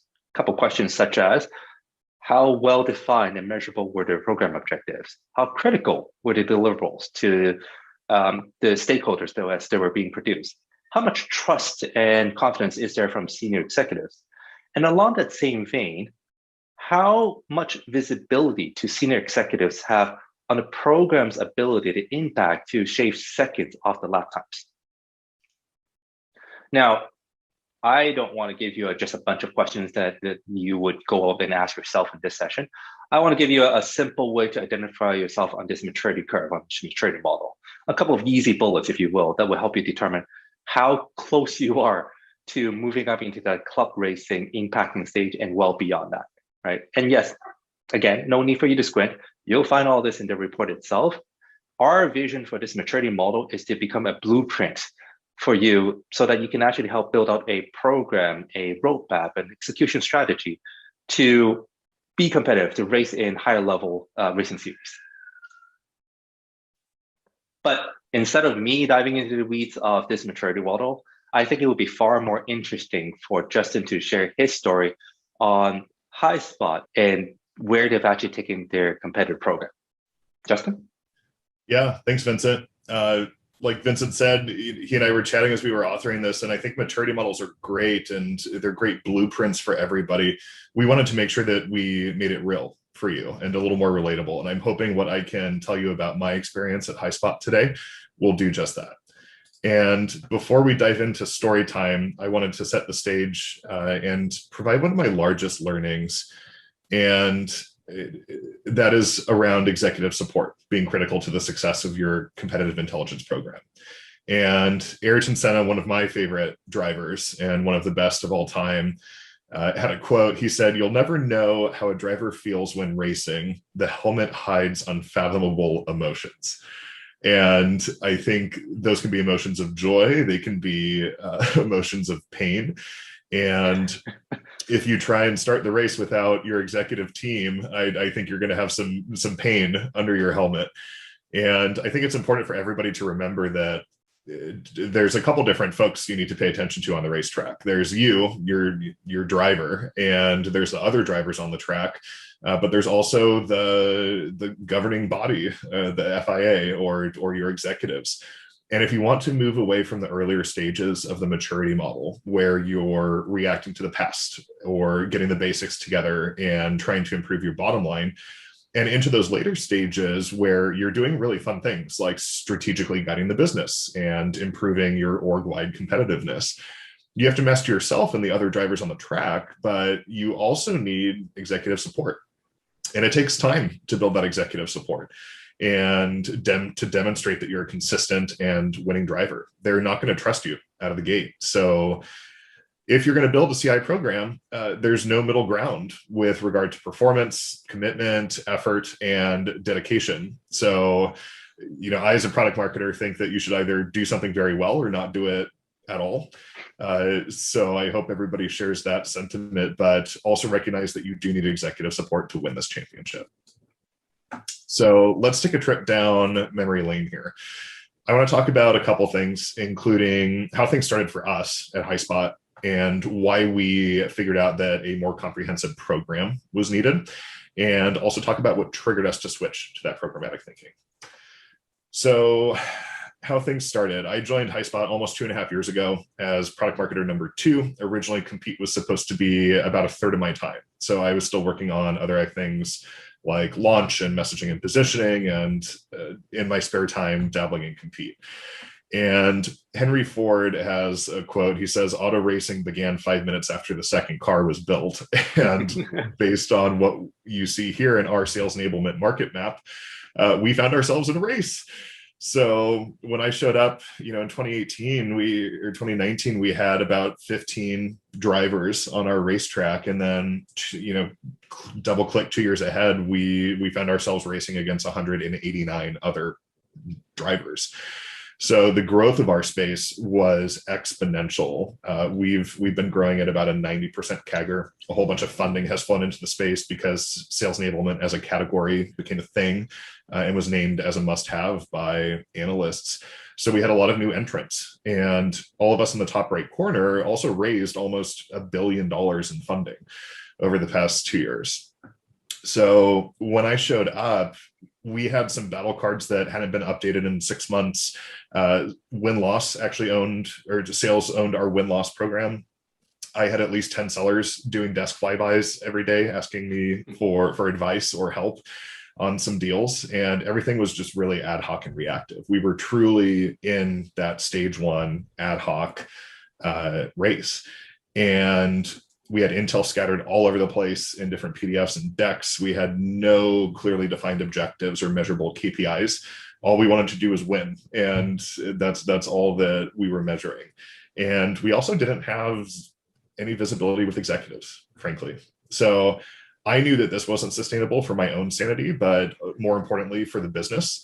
And the trigger for us to switch into this more programmatic thinking was everything I just walked through. We had so many new cars on the track that we were racing against.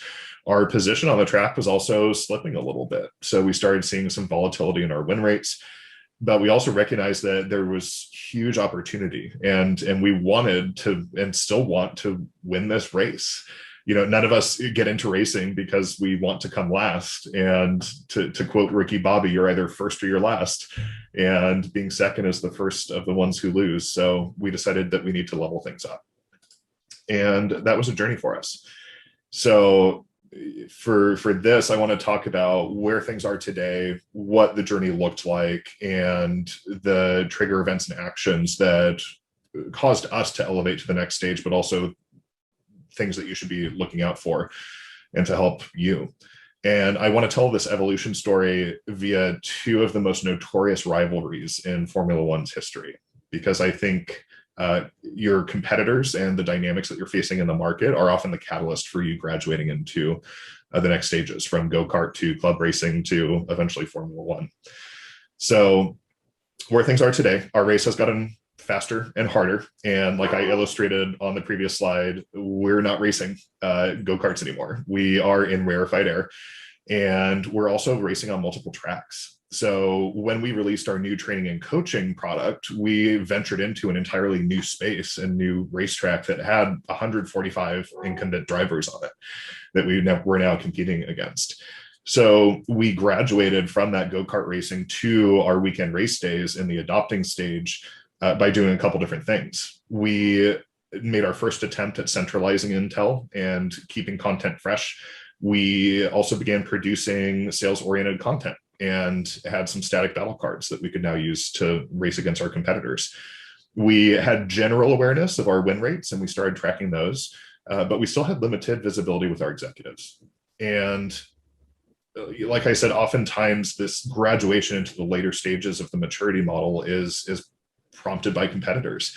And that's where our first story comes in. So Senna and Prost, and this is the story that took us from the adopting weekend racing stage into the impacting club racing stage. So to introduce our two drivers, Senna was this underdog. He was one of the best drivers of all time. Prost was this fox of a driver who had political advantages. He knew the heads of the FIA. He cheated, and we found ourselves racing against a competitor like Prost. And he was just a big thorn in our side. He fought dirty. He exploited technicalities with analysts, tried to sabotage our car, trash talked us to the race officials and to other drivers, and it was just all around unpredictable and squirrely. And their tactics destabilized our win rates a bit. And some laps we were ahead, other laps we were suddenly behind. And racing is tough, and you deal with this all the time when you're racing. But there's also a saying in Formula One that rain is the great equalizer. And that's because when it rains, driver skill is what shines through. So all of the politicking and mind games, they don't work in the rain. It's just the driver, their car, and their skill. And Senna was really good at racing in the rain. So we had this really tough year and against this competitor, but it rained a lot. And as such, our skill shone through. And we were able to maintain our competitive win rates. We actually got really good at stealing customers away from this competitor.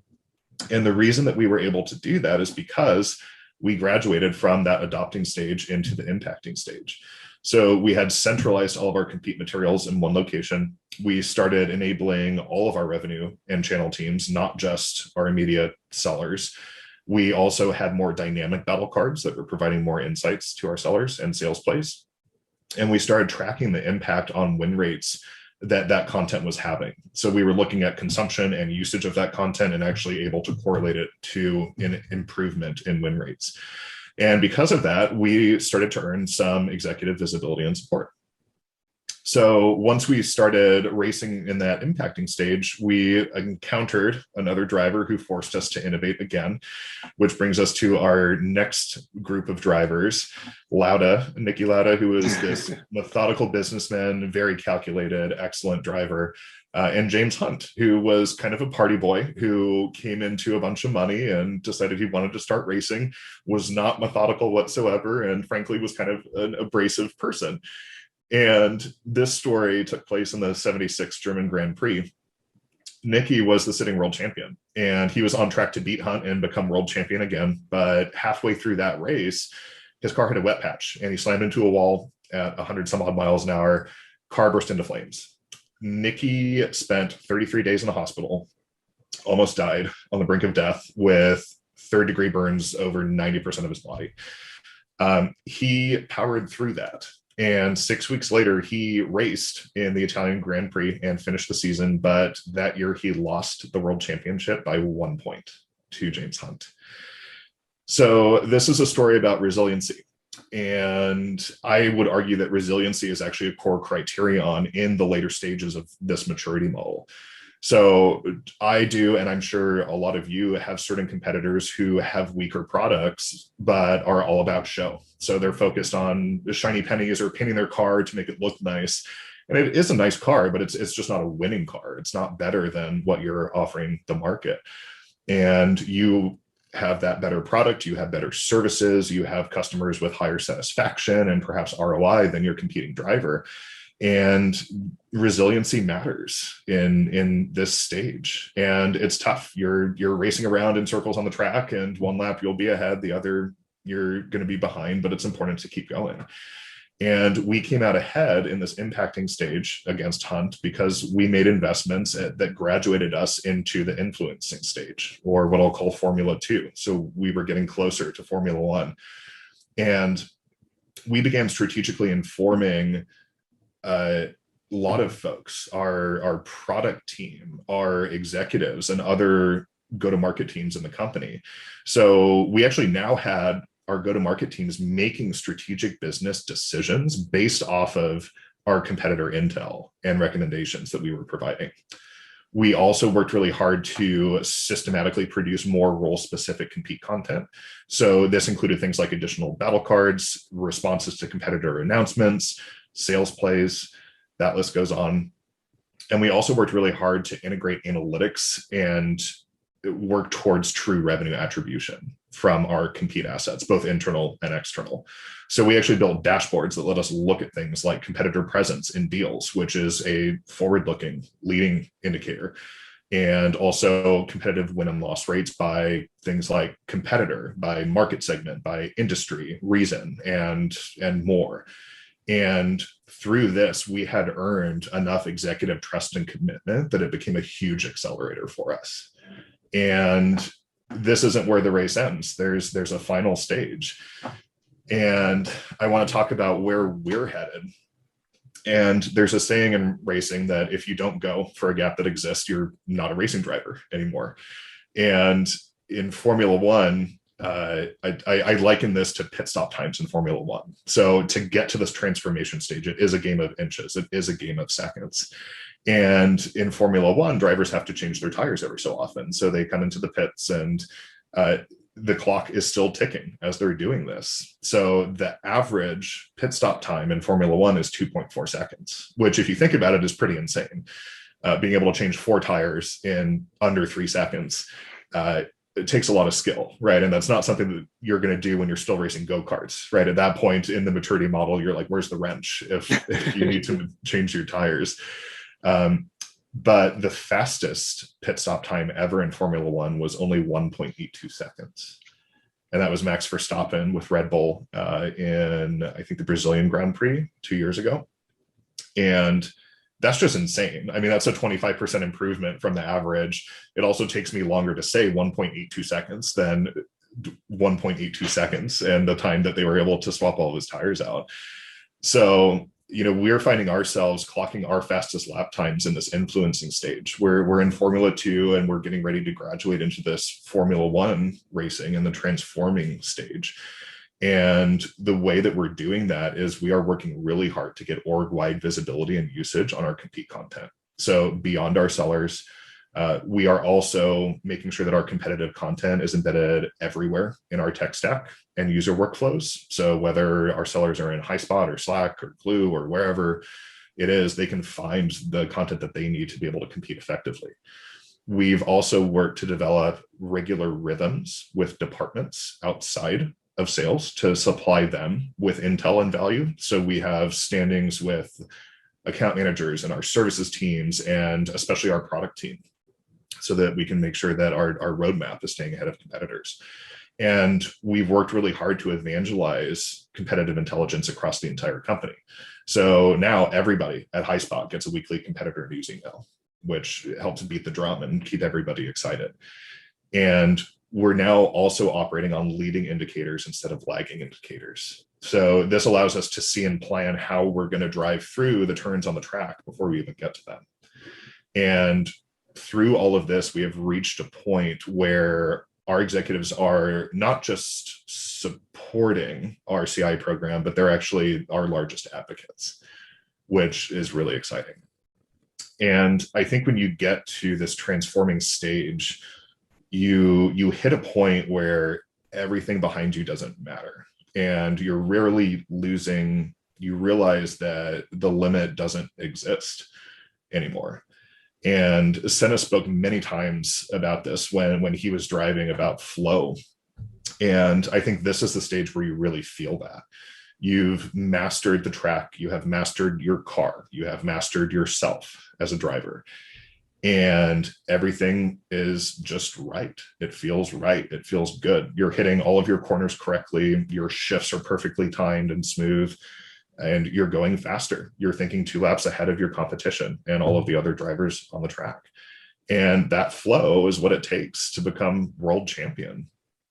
And it takes a lot of hard work and dedication to develop that flow. And the biggest takeaway in doing that, aside from, again, making sure that you're including your executive team along in this journey, is that, and this was a piece of advice that was bestowed upon me when I started racing by my instructor. And he said that slow is smooth, smooth is fast. So if, regardless of what stage you are in and what race you are in on this maturity model, keep that in mind, because the speed will come, and it's important to be smooth, and the speed will follow. And the last thing that Senna said was that, you know, winning is this unique thing, and it's like a drug. It is something that is strong and so intense, and once you experience it, you keep searching for it all the time. And I think that also holds true for the later stages of the maturity model, and that's where we're at. It has been quite the journey. And I hope that me reflecting on our story helps make this maturity model a little more real for you, and also give you some ideas of how you can progress through it. And to going slow to go fast. That's the advice that I got from every single one of my racing instructors as well, be it in a car, in a Formula Ford, or on a bike. Yeah. And I'm sure there are going to be a lot of questions for Justin about who is Prost in your story and who's Hunt in your story. So we'll save some time for that. But I want the audience to take away with 3 key takeaways from the maturity model itself. And it's fairly simple. It's actually everything that Dustin have talked about. Number one, this increasing in maturity is more than just a tool, more than just doing better intelligence. It's more than going deeper and wider and faster intelligence. It's about a program thinking, right? And it involves a lot more than that. And why is that important? Which could leads us into takeaway number 2, which is getting and earning and keeping sales trust is actually absolutely foundational to where you are in maturity, how you could progress in maturity, and more importantly, how you have a broader and deeper and wider impact on the business itself.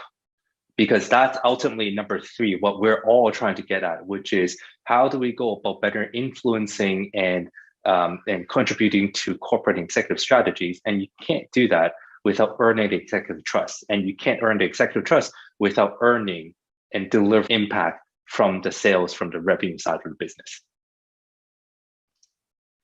So one last thing before we actually close out, we're actually going to be offering free competitive program assessments to the first 25 folks who register. Simply send an email out to suman@klue.com and we'll get it all started. Thanks, everyone. And thank you, Justin, for sharing that journey you have been on at Highspot. Yeah, of course. Start your engines, racers.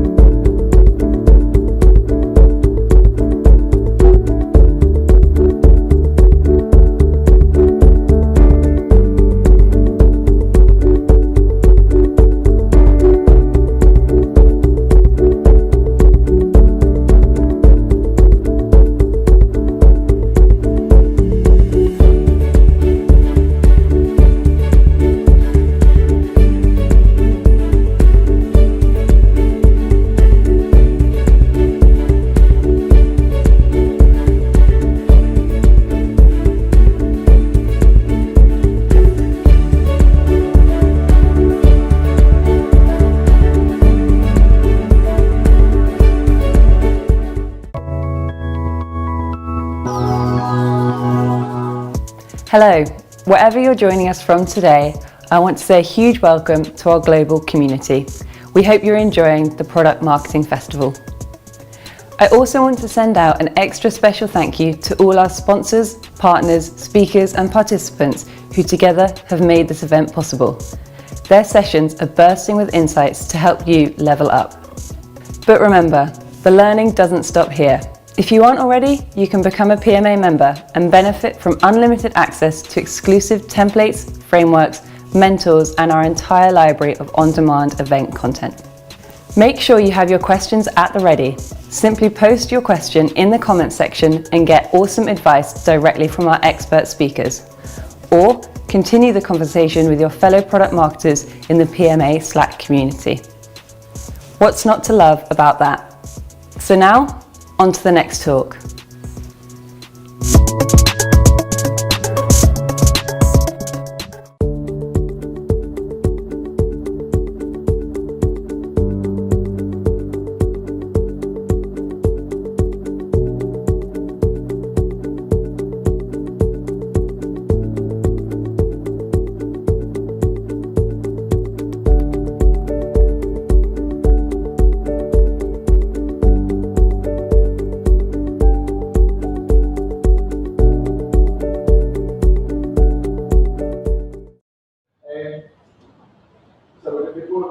Hi everyone, and welcome back to the Product Marketing Festival. We have seen so much epic content so far today, but we have 2 awesome presentations left before we sign off and come back for day 4 tomorrow. So, seeing us through this awesome session on sales enablement, I would love to welcome Elay Cohen to the stage and just remind you all that obviously we will be doing an interactive Q&A at the end. So any questions or points you want clarifying, add them in the chat and I'll be putting them to Elay at the end of the session. Over to you. Thank you. Thank you very much. Thank you very much, Rose. Nice to meet you. Good to be here, everyone. And my name is Elay Cohen. I'm the CEO and co-founder of SalesHood. So excited to be here speaking with product marketers and marketing leaders around the world. I am so passionate about sales enablement, and I'm very passionate about the relationship between product marketing and sales enablement. And, I'm going to just start with the story.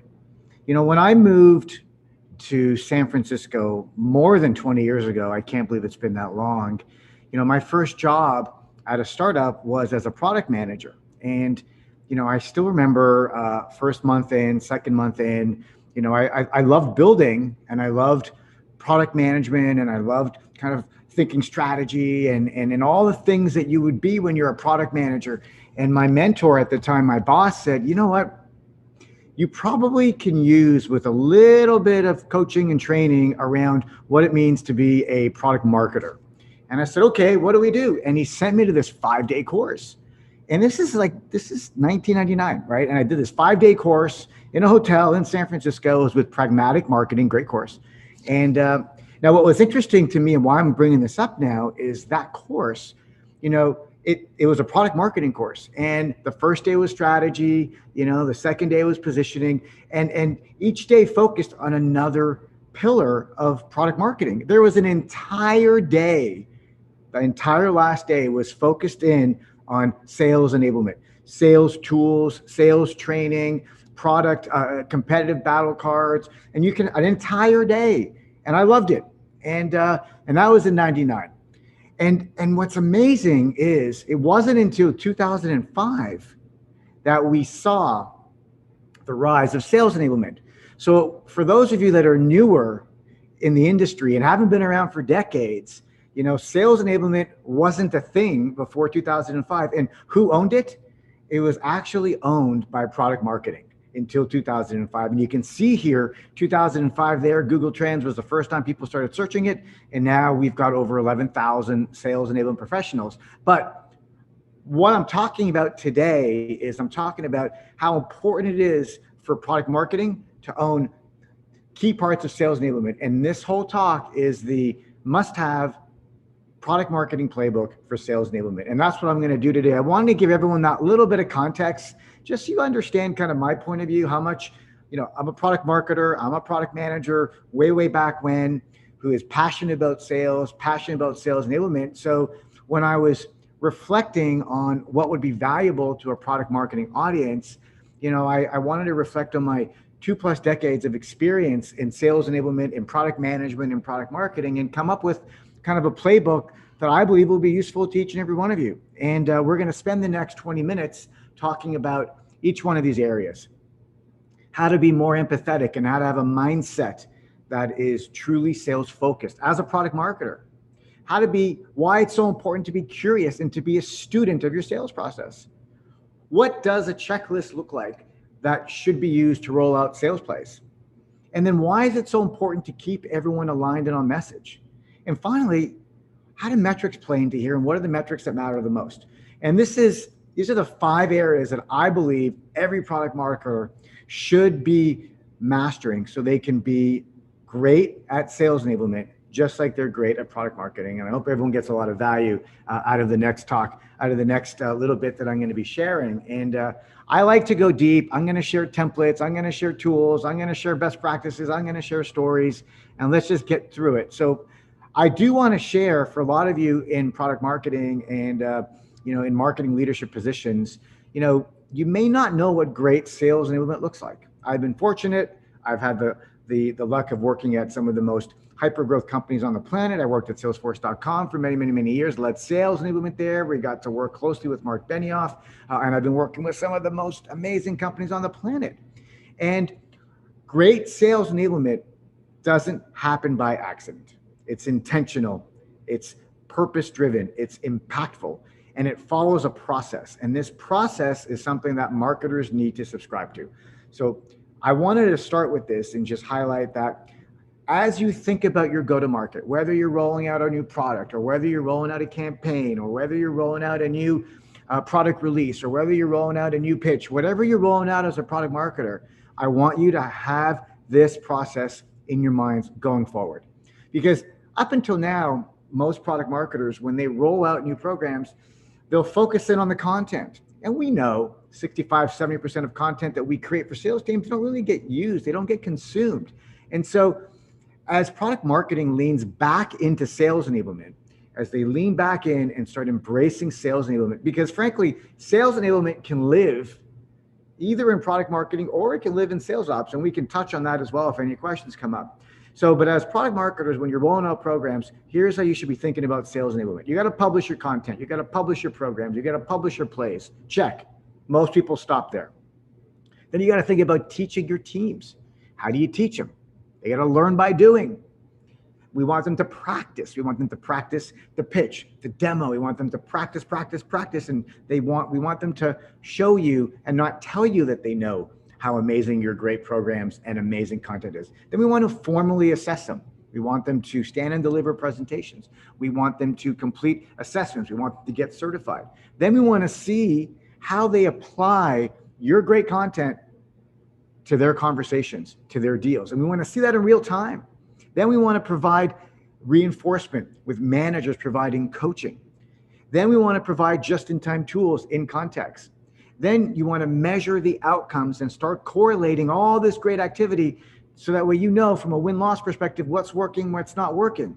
And then finally, you want to continue to iterate and do this over and over. So hopefully you appreciate that to do great sales enablement, you got to have a process, you got to have your teams aligned, and you really need to subscribe to the idea that it's more than just publishing. And so as we go through those 5 elements of the playbook, I'm starting first with the mindset, right? So as product marketers, we want to have the right mindset.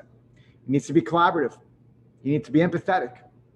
You know, one of the things I've done over my years is because I was born in sales and my father taught me how to sell from a very, very young age. And I was a product manager that was very sales focused. And you know, that was kind of what drove me into sales enablement. But that's not natural for every product marketer.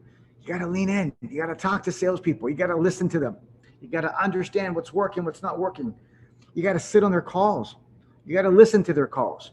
You got to not be afraid to join the frontline manager meetings. Raise your hand, send them a note, join them, listen to them, figure out what's going on. You'll learn so much by just talking. We want you to crowdsource tools. It's not just about the great tools you can build, because yeah, you can build great content, but it's got to work. I actually love content that salespeople build, and then I can bring it in, make it look a little prettier, and then roll it out to the masses and say, this was a piece of content that was used by our top performer, and now we're making it available to everyone. That's how we share best practices. That's how we crowdsource. That's what being collaborative product marketing leader who embraces sales enablement is. And ultimately, I want every one of the salespeople that you're enabling, I want them to call you a true friend of sales. That was something that someone called me way back when, and it stuck with me, right? So this is just the starting point. You got to have the right mindset, and it's got to be collaborative, and it's got to be empathetic. The second is you got to become a furious student of the sales process. So I want you to be uber curious. I want you to go through all the training and the coaching and the onboarding, just like your sales teams do. So that way you can really understand the details of the sales process and also the customer success process, right? So you can see here, we've got a process around prospecting and diagnosing and prescribing. It's just a standard, kind of sales process. But how do you become a student, and how do you become more curious? As a product marketer, you should be looking at emails. You should be looking at the lead records in Salesforce or Microsoft. You should be viewing pipeline data. You should be looking at all of the outreach cadences and outreach that's happening in the prospecting funnel. You got to dig into it. Go look for it, ask to see the emails, get access to the systems. I want you to listen to calls. I want you to join calls. I want you to make sure you've got to log into your sales systems and go look at the data, create reports, try and figure out, as deals are getting created, why are they getting stuck in the stages? Look at the answers, ask questions, and then, do the training just like the skills training, just like the reps would. It will only help you be a better product marketer, and it will only help you enable your teams better. We want you to understand the prescribing stages, right? So look at the demos, read the proposals, talk to customers, find out why they're buying, find out why they're not buying, right? These are ways that you can become more curious. And then we want you to assess win-loss. We want you to interview reps, reps that have won deals, also sellers that have not been so fortunate have lost deals, because I love learning from losses. And actually, sometimes I don't call them losses. I call them win-backs, because we can win them back. And then we want you to share successes, right? So really want you to become super curious about the sales process, and you've got to be a student of it. You've got to learn it. And this sales process is going to guide us as we continue through this talk, because the third piece, and I get asked this all the time. So what should be included in a play? When we roll out a new product, or we roll out a new campaign, or we roll out a new program, or we roll out a new pitch, what should be included? So I sat back, I thought about it. Here are the 10, must-have items that are in a sales play checklist, right? All this is in SalesHood, and I'm going to talk more about how you can get access to all this. And this is all baked into our platform. Our customers are using this checklist to roll out programs. And just to kind of give you a glimpse here, right? You want to be really clear around buyer personas. You want to have micro pitches. I'm going to explain what that is in a minute. It's up to you to write the emails and the cadences. It's up to you to kind of write down some of the discovery questions around your products, around your buyer personas, create meeting guides. Like, I love that. Like, here's how meetings should flow. Meeting agenda templates by sales stage, customer stories, ROI stories, value calculators, proposal templates, battle cards.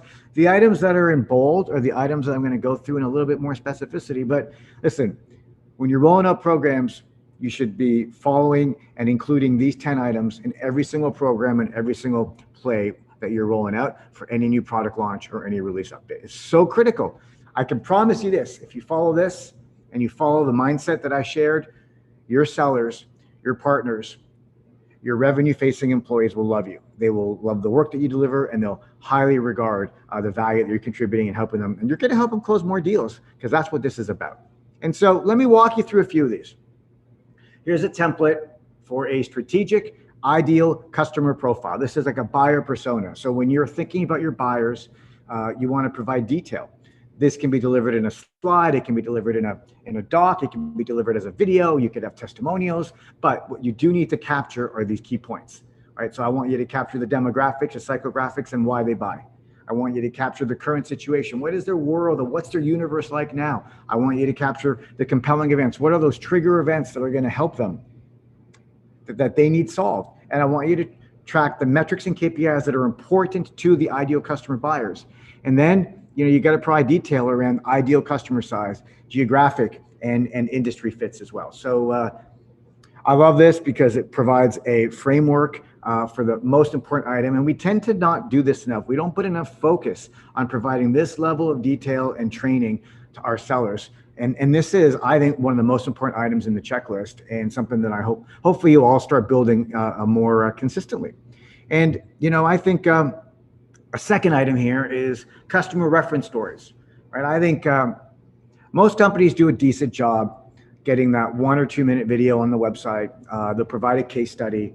But where I'm impressing upon here is, it's important that we provide our sellers with the story, but written up in a way that they can retell it in 2 minutes or less. And here's a framework. When we teach our sellers how to tell and retell our success stories, I encourage them to lead with impact, right? Don't start with, oh, woe is me, the world is, all messed up, and here are the business pains. No, start with, hey, this company was able to boost productivity by 100x in under 6 months. This company was able to generate tens of millions of dollars, right? Get them excited.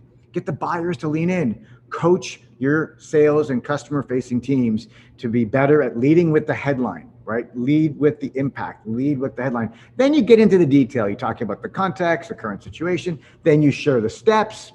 and then you kind of punctuate it with the quantification of the benefits, and then, ever so important, close with a question. What would happen to your business if you achieve the same outcomes? Bam, who doesn't want that, right? So as you think about this item, which is one of 10 in the in the checklist, that would be part of the sales enablement playbook for product marketers, writing out the stories, thinking about this, and then making them available and getting your teams to practice them. Wow, think about that. That's enablement. And that's what we need to do a better job doing. And that's why I'm here talking to all of you, because I want you all to up-level your teams and up-level how you're enabling your teams as well. And then another top sales tool that comes up a lot, I get asked a ton, hey, do you have a template for a battle card? And you know what, there are a lot of templates out there. And I'm sharing with you today this simplified version for a reason. It needs to be simple. And when we have competitors, you can have hordes and hordes and hordes of material. You should have it all, but you got to have a summary. It's got to be a simple battle card that looks at 2 dimensions, strengths and weaknesses. Because if a competitor has a strength, hey, it's okay they have a strength. No problem. Don't shy away from it. Just enable your teams to have a clear idea of how they're going to overcome the strengths. And the way they overcome it is by being consultative, value-based sellers, where they really understand the key pains and the key problems that their customers are facing, and they can, help the customer decipher if that strength is important to them or not, right? So it's okay that there are strengths, but is it important to the buyer at this exact moment in time? I don't know, but that's a conversation, right? And then the same with weaknesses. When they have weaknesses, they have them, right? I'm not encouraging you to batch. I'm not encouraging you to bash. What I'm encouraging you to do is plant traps and ask questions, right? So how important is it for you to have ABC, right? How important is it for you to have a mobile system that is 100% native? How important is it for you to have an all-in-one sales enablement platform, right? So you see, those are questions that you can ask a buyer, and it's up to you as a product marketer to detail the strengths and the weaknesses, and then same. Get them to practice, get them to learn, get them to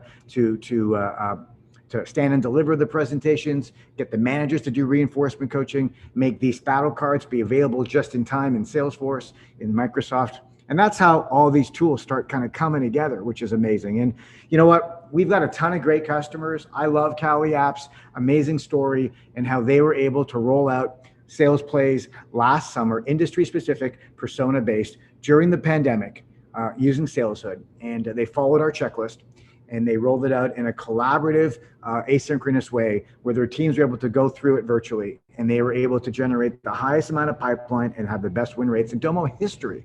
And we got a lot more around this. We can share with you the stories. We can really talk to you about the detail here, but it's super exciting, super exciting. And so the last piece on the third pillar of the playbook, which is all about sales plays and rolling them out in a collaborative way, is to make sure that the checklist of materials, when you're rolling out your plays, that it shows up just in time, in context, inside of your sales process, wherever your sales system is. So you can see here, there's a screenshot of Salesforce. This just-in-time context guided selling app is powered by SalesHood, and it can be fully integrated with Box or Dropbox or Drive or SharePoint, all that goodness, but it shows up just in time. And whatever system you're using, I want you to make sure that those files and those assets and those videos that you're creating, they're being tagged appropriately and they're showing up exactly when your sales team needs them, because that's when they need it most. When they're just about to jump on a call, or where they're on a call, or where they are doing a follow-up recap, or when they flipped when they've flipped the stage, or they've identified a new competitor, or something has changed. So you got to make sure that you are following your salespeople around with those tools, with those assets, and with all the training and coaching. And it's up to you to create it, and then it's up to you to work with sales ops and sales enablement to make sure that those items are following up. And I love it, right? Another great customer, Power School, Carol Sostala. She did an amazing talk that you can find on our YouTube channel. And listen, they have been able to see a huge increase in their ramp time, in their win rates, in all of their metrics. Why? Because they're spoon feeding the right content in the right context at the right time to help their sellers build pipeline faster and close deals faster. And so amazing stories. I'm all about the checklist. I'm also, the fourth playbook pillar here is all about messaging alignment. right? So critical. Think about it. We're product marketers. We're investing so much time creating pitch decks and positioning and branding, and we're focusing in on the right messaging, and we're doing them industry specific, persona based. And then we create these amazing decks. And then guess what? We just kind of drop them off, and we hope and expect that our teams will learn them and know them. We got to get them to be conversationally competent. We have a proven 10-step process where it starts with launching a new pitch, training your team, practicing and recording the pitch, getting the managers to do the peer reviews. So you see here, hopefully you're walking away with an appreciation for how hard enablement is, but how much of an active participant the product marketing role and all product marketers are in helping to drive this, because we need your content. And you got to understand how sales teams want to consume the content, where they consume it, when they consume it, how they're going to learn it, where are they going to get feedback from their teams and from their managers. And once you understand that process, then you can lean into it and really build the right kind of content. Because building the right kind of content is what is going to get salespeople to close more deals, faster, and really appreciate you and your team and the product marketing organization for all the greatness that you deliver. And what I've done here is I've created a slide that talks about micro pitches, right? A lot of folks in product marketing will create a 10, 20, 30 slide deck, whatever it is, right? Beautiful. But you got to break it up to small pieces. You got to map those small pieces directly to the stages in the pipeline. Stages in the sales process, sorry. And you can see here are some examples, right? 60-second elevator pitch, 2-minute customer reference story, 6 to 8 minute customized proposal presentation, 6 to 8 minute demo walkthrough, 3 to 5 minute on each one of the key value differentiators, 3 minutes on objection handling, 5 minutes on a mutual success plan, and 5 minutes on a value-based business case. Like, what would happen to your teams if you re-architected your content, made it available in a bite-sized form like this, and then had your teams become conversationally competent by practicing, getting feedback, standing and delivering, and being measured on their ability to create very focused storylines around each one of these questions. Because guess what? These are real questions that are going to happen in real deals. And they're not always going to be able to just go, oh, let me go through the 30 slide deck. It ain't going to work that way. Customers are going to say, so why are you different? Or why are you more expensive? Or what does success look like? And we have to be ready when those questions come in. And the only way we're going to be ready is if we practice them. And the only way we can practice them is if we get the content organized, created, and shared with us in a way. And guess whose responsibility that is? Product marketing. So hopefully you're finding this useful in the way that we're framing up the importance of product marketing in the sales enablement function, and most importantly, how product marketers are able to really deliver value to sales organizations. And here's another example. I did take the corporate pitch. You can see that that's an example of what it would look like to practice and stand and deliver and get feedback and have leaderboards. And I love that. And that's amazing. The best practice I want to share with you here, it's all powered by SalesHood. And the one thing I want to share with you here is when you're rolling out corporate pitch slides, you got to do the micro pitches. You got to break it up to small pieces. But here's something, little secret. Roll out your corporate pitch slides, record it, do an amazing talk over it. Then do a behind the slides. Explain the slides, the transitions, the questions to ask on the slides. Explain the why of the slides. Then get a rep, a seller, to do a real walkthrough of the slides. And then do a short and a long version. See how much enablement is happening. It's not enough to just create the 30 slides and write out a script. That's not going to cut it. And then we got to get our teams to stand and deliver. They got to practice. They got to practice through a video-based role play system. They got to practice with their peers in one-on-one mentoring. They got to practice with their managers. They got to practice in team meetings. The more practice, the better. You got to create scorecards so that way they understand what's important to you around the key messages. And you want to have peer reviews and manager coaching. And if anyone is interested in using SalesHood for pitch practice and to roll out your next pitch challenge with your teams, you can easily find a trial a request form, and we'd love to have you use the system for that. And the fifth area in the playbook is all about measuring the metrics that matter the most. And so, it's not about your content, and it's not about, who looked at your videos or who's downloaded your content. It's about, and this is the most important thing, it's about seller ramp time. It's about win rates, and it's about quota attainment, and it's about leading indicators, and it's about helping to move the revenue needle. Now, the reality, and I wanted to share this with a lot of you because you may not actually be aware of this, most sellers are not hitting quota. Crazy. Think about it. Think of all the systems, all the tools. Something's off. 50% of revenue is coming from about 20% of our sellers. This is from CSO Insights. You know, depending on where you are in the world and what company you are, 30 to 50% of the folks around the world are hitting quota. So we've got way too many people that aren't hitting the numbers. But what the problem is, most enablement professionals and most folks are measuring and looking at the wrong kind of data. They're looking at completion data. Did they do all the training? Okay, that's nice. Did they watch all the videos? Okay, that's nice too. Did they get that certification? Great. This is important. But what's more important, and this is the lesson for everyone here, I want to look at activity metrics, conversion metrics, outcome metrics. I want to look at calls made, emails sent, meetings held, opportunities created.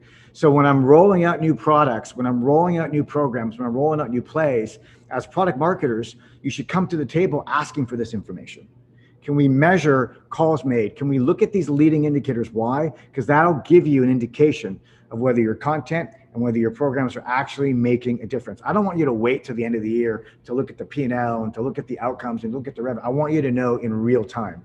And this is, I think, so critical. Product marketers are data driven. And so you can really come to the table and help the sales enablement teams and help an organization make better use of your content and tie it better to some of these leading indicators in a much more succinct manner. And so I want you to look for front of the funnel activities, right? So again, this is why I told you at the beginning, you got to become a student of the sales process. You got to master the sales process. You got to be so curious about it, right? So I want you to look, okay, if you're doing training around prospecting, what are some of the leading indicators? Calls, emails, meetings. If you're doing some training and you're doing some enablement around discovery, I want you to actually look at discovery calls and meeting recaps and call recording. So you see here, you got to start mapping the leading indicators to the stages in the sales process, and you got to build content that's going to feed into that.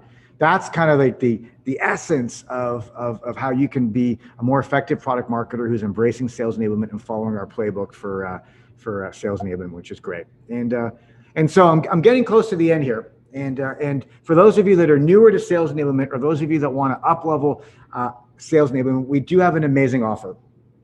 And the amazing offer is a leadership course. It's free. You can sign up off of our website, off of our homepage. You can look at the URL here, but we'll take you through systematically, topic by topic, how to be strategic, how to measure revenue outcomes, how to do a rollout sales plays. The checklist is in there. How to roll out messaging alignment programs to get your teams on message. How to do, I didn't talk much about onboarding, but how to do onboarding that's going to deliver ramp to revenue in a super ramp to revenue faster. And then ultimately how to build a business case so you can look for more resources. And I love this class. I love this course. I personally curated it, and excited to have you in the hood and excited for you to take advantage of this. It is free. And we're just trying to elevate the profession. We're trying to elevate how folks are embracing sales enablement and how folks are learning and using it and making it be a real go-to-market lever, because ultimately we want to help companies boost the productivity of their sales organizations. We want to, reverse the trend where sellers are not hitting quota. We want more salespeople hitting quota. We want to help more sales teams be productive. We want to help companies develop high-performing teams faster. And that's what we're doing. And we strongly believe that the relationship between product marketing and sales enablement is strong. And the history demonstrates it because of, product marketing used to own sales enablement. And so we just got to make sure that those linkages remain and that we remind product marketing of how important they are to help companies be successful. So again, so excited to be here, and thank you very much for the opportunity to share in this talk all about the must-have playbook for product marketers on sales enablement. And thank you very much. Thank you to you, Elay. That was an awesome session, absolute whirlwind of information and some great resources everyone can follow up with afterwards. So really appreciate you and the team kind of sharing those as well. A couple of points that I would love for you to clarify. So let me run through them. We had one attendee saying that it seems like the sales enablement process has to happen way before the launch. So you have to do a lot of the prep in the lead up to a product launch, in fact. Is that kind of something you'd agree with? Is there like an ideal start time, or is it just a constant battle to improve? Yeah, no, I love it. And so great question. And whoever asked that question, you can always reach out to me afterwards, and we can go deeper. So for a company to really be great at sales enablement, the process that we outlined, and which is clearly defined in my book as well, and which lives inside of our platform, it needs to be, you need alignment between CRO, CMO, CEO, all the executive stakeholders. Excuse me, you need alignment around who's going to do what, because product marketing has some responsibility, sales enablement has some responsibility, ops has some responsibility. And so if you can get organizational alignment around a sales enablement go-to-market process, then that needs to happen. Then you roll out a new product or you roll out a new campaign, then you've got a process that's already defined. Then it makes it a lot more seamless, and then you can actually, you'll see a dramatic improvement in actual internal productivity between teams. You'll see less friction between organizations because everybody clearly understands what their role is. My book is called Enablement Mastery for a reason. It's all about enablement is a company-wide initiative, and it requires all groups to be aligned on who's doing what, and so that's the answer to my question, to that question. Sorry. Absolutely. And then in reference to your discussion about kind of what to include on those battle cards, which is so crucial, Yep. Someone suggested, what about using the idea of, potential, as in, does a competitor have A plus B that could make it easier to get to C? I don't know if you have any thoughts on that. So I'm not following. Can you maybe clarify the question a little bit more? So using on your battle card as if you're using the point around kind of the potential of, I guess, where you could go if you were to use this tool. So for example, identifying that a competitor has A and B that would make C as the potential. Do you see that as kind of potentially being a useful addition to a battle card? So there's a lot. If you look at the detail of what needs to be in in the battle card, detail has a lot more information that I didn't cover, right? There's so much in there. I want company info, and sure, but as a salesperson, what do I need? I need to have clarity, and I need to practice, and I need to be able to be measured on, and I need to be able to be conversationally competent on the strengths and the weaknesses, because if there are strengths that my competitor has, I need to respect them, I need to learn them, and then I need to be able to overcome them using value-based discovery. And if there are weaknesses that they have, I need to be respectful, I need to not bash, and I need to be able to, in a professional manner, ask questions, right? I think, that is high level what I need. And if somebody wants to go deeper, then you bring in the subject matter expert. Like whenever I get asked about any of my competitors, they're great companies, all my competitors are all trying to solve the same problem, but they're all doing it differently. And depending on what your focus and priority is, and depending on what your outcomes you're trying to accomplish, maybe one of them is better for you. I don't know. Let's talk about that's the kind of consultative conversation. And unless someone feels comfortable with the strengths and the weaknesses, they won't be able to have that confident conversation, because sometimes I do recommend a competitor. I say they're better. You know what? And here's why. And people are like, what? Really? I'm like, yeah, it's okay. You'll come back. Yeah, I love the idea of it's a win back, not a loss. So there's always room for improvement at every turn. Absolutely. I love the win backs. I guess product marketers, I think when losses happen, product marketers can schedule win back calls so they can understand what happened and what didn't happen, and they can learn from it. So that way they can write better tools, they can create better assets. And if it's facilitated properly, those loss review calls will turn into win back calls. And I've seen so many customers come back and over the years, and it's because you develop a strategy for win back. Absolutely. Well, just want to relay a couple of those comments and feedback, because people are saying absolutely awesome session. Thanks so much for sharing all these resources. And I know Frederick's done a great job of catching up with a few people. So again, feel free to reach out to Elay. You can see some details and some places to go on screen at the moment. But yeah.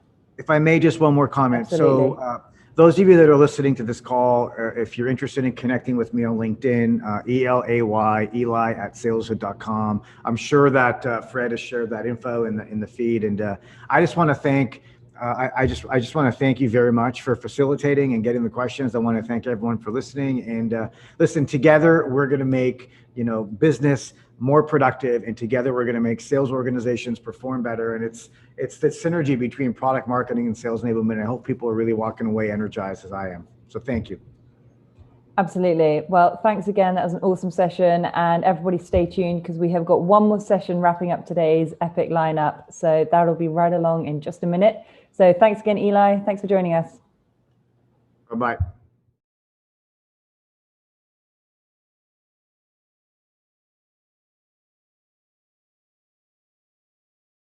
Product marketers, are you sick of making case studies, data sheets, product videos, and other content to see it go unused by sales? They say they can't find it and that it's difficult to organize, and good content goes unused because there's so much of it. You know your awesome content will convert buyers, but only if sales reps can find and share it. At Enablix, we believe that life is too short for good content to go wasted. Hit us up to see how our simplified sales enablement solution helps product marketers drive revenue with their content.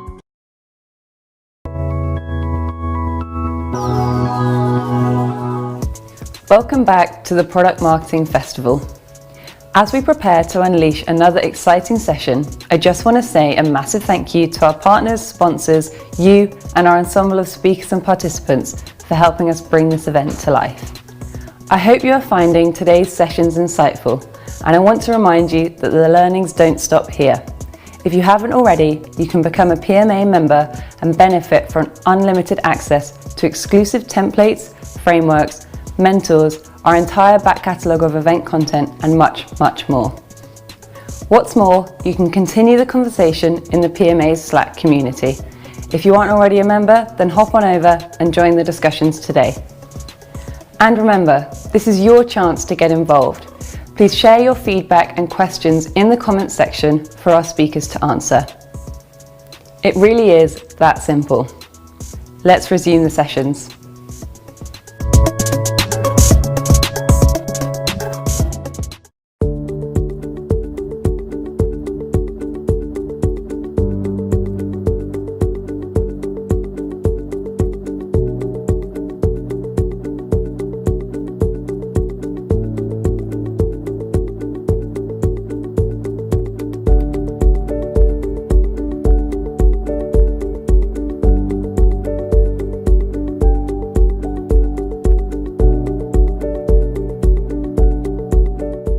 Hi, everybody in product marketing. This is Jeff Hardison. I am head of product marketing for Calendly, and we are going to talk today about demand generation or product marketing, which comes first. I've got with me an old friend of mine, Scott. We worked together in Envision, where he was the head of demand gen and growth marketing. And we actually worked together. I was in product marketing, he was on the demand gen side. And we saw the pros and cons of both of our professions and us as individuals. And so Scott, why don't you introduce yourself? Yeah, thanks, Jeff. Unfortunate to be with you here again today. But kidding aside, great to be here. I ran, as Jeff said, the sort of self-service and then eventually demand generation sort of practices at Envision while I was there. Since I left Envision, I've been working on my own startup, actually, where I have been building basically a video and audio powered research tool called Muze, which we can talk about at the end of this thing. But my background in general is in growth marketing and demand gen, part SEO, part funnel optimization, part driving pipeline. So more the technical side of things. That's awesome. So everybody out there, what we were thinking about this talk was, there's a lot of debate that's happening right now. You go on LinkedIn, go on Twitter, people are saying like, should I hire demand generation first, get me leads and signups, or should I hire product marketing first because I don't even know who my main audience should be and what the message should be to them. And we think it's pretty nuanced, both of us. We think there's pros and cons to leading with both, and it's really kind of a depends situation. But I'm going to start out by giving kind of the conventional reason why you should probably hire product marketing first. And Scott's going to pick at this, whatever I say, I'm sure. But I think a lot of companies should think about hiring a product marketer first because, like I mentioned earlier, if you don't know who your main audience should be, who your chief buyer should be, should this be salespeople? Should this be marketing? Should this be a certain vertical like hospitality versus healthcare? Then you're going to be going after the wrong audience. And if you don't have the right message for that audience, you're just going to be throwing money at audiences that aren't necessarily going to convert. And product marketers, they tend to have a lot of skills around researching, which customers convert best, having conversations with them, doing market research, looking at competitors, testing out different types of messaging ideas and so forth. They have more of a brain for that, so that you can ensure that when you do have to start spending money as a demand gen marketer, you're not just throwing this money away. Yeah, I think that's a very fair point. But what I would ask is, what do you do during that time where you don't have a demand gen person? Like, you obviously still need to grow the business, do you not? Like, what do you do then? Are you just sitting over here defining a bunch of things? That's a good point. And I think if you're a startup, and I think it's usually startups that are asking this question, like they've never hired a marketer before, they should probably lean towards hiring a product marketer that's more of a marketing generalist. A lot of product marketers out there aren't just doing research, positioning, messaging, sales enablement, so on and so forth, but they've maybe had a background before, or maybe they were the first marketing hire in a company and they were just called a product marketer, where they have to do a lot of different things, where they have to write, they have to learn how to use the email service providers, they have to learn how to run ad campaigns because they're the only marketer. Whereas a demand gen person, I've found, they might be really good at spending money, but not necessarily storytelling. Yeah, well, I certainly know how to spend money, but it's okay. I mean, that's fair. Yeah, more generalist. I would tend to agree. I think that's probably true of most, early hires in general. But, with that, I'm curious, is there a skill set or almost like a complementary team that you would look for as saying, hey, that team probably could use a product marketer as their first hire over a demand gen person? Yeah, so I think I'm understanding. Like, is there a certain type of company that should probably hire a product marketer? Yeah, it could be company, or like, maybe the founding team already has certain skills or something like that. Like, I'm curious, if there's like something on that front that you look for. So I think you can kind of think of it as like a continuum maybe of, you've got like a founder who's maybe building the idea by themselves, right? And they're trying to recruit others. And maybe they have a co-founder, and then they get their first customers, right? And then they maybe get some investment, and then they get a board who starts to weigh in on stuff. And then they get a VP of sales maybe, or maybe they do product-led growth for a while.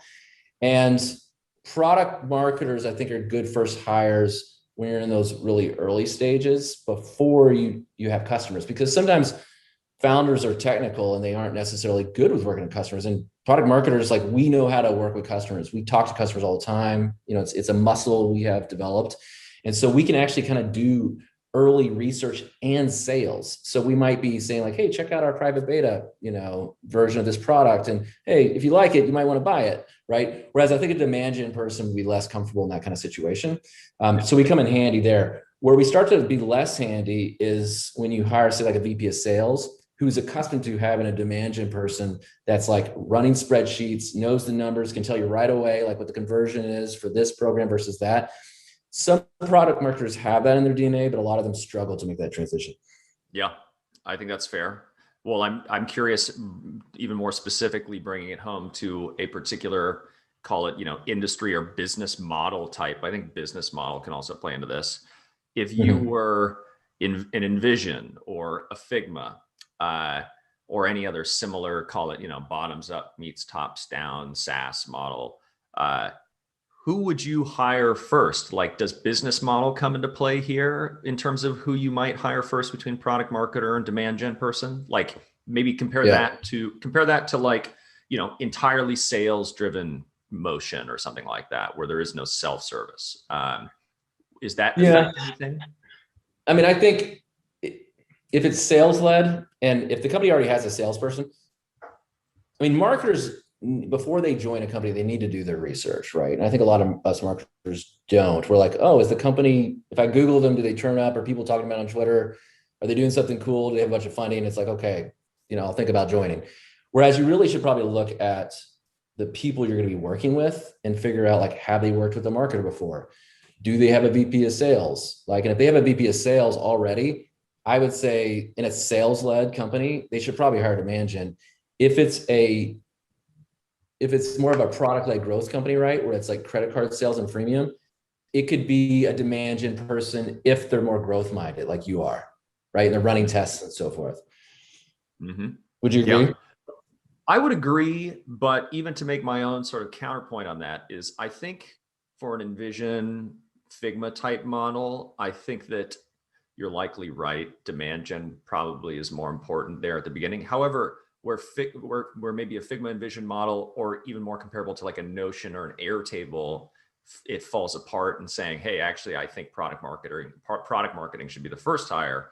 I can see that being more true at those companies, because there's such a broad just set of use cases and personas that, like, the actual definition phase is almost more make or break, right? Like, you can use Notion or Airtable or frankly Envision in a million different ways. And so it's actually really hard to define that audience at the beginning and those killer use cases, who you're actually building for. So you kind of almost like, sure, you could be demand gen oriented at the beginning, but you actually may find yourself struggling to figure out who your true target market is throughout that. Right. Even if you're larger, right? Like, let's say you have 100 employees and you're like an Airtable, and there's all kinds of ways you can use it, or a Coda. It might help to have a product marketing mind to help you focus. Yeah. Versus like one of these products where it's like a single use kind of thing. There's only one use case for it, right? Yeah.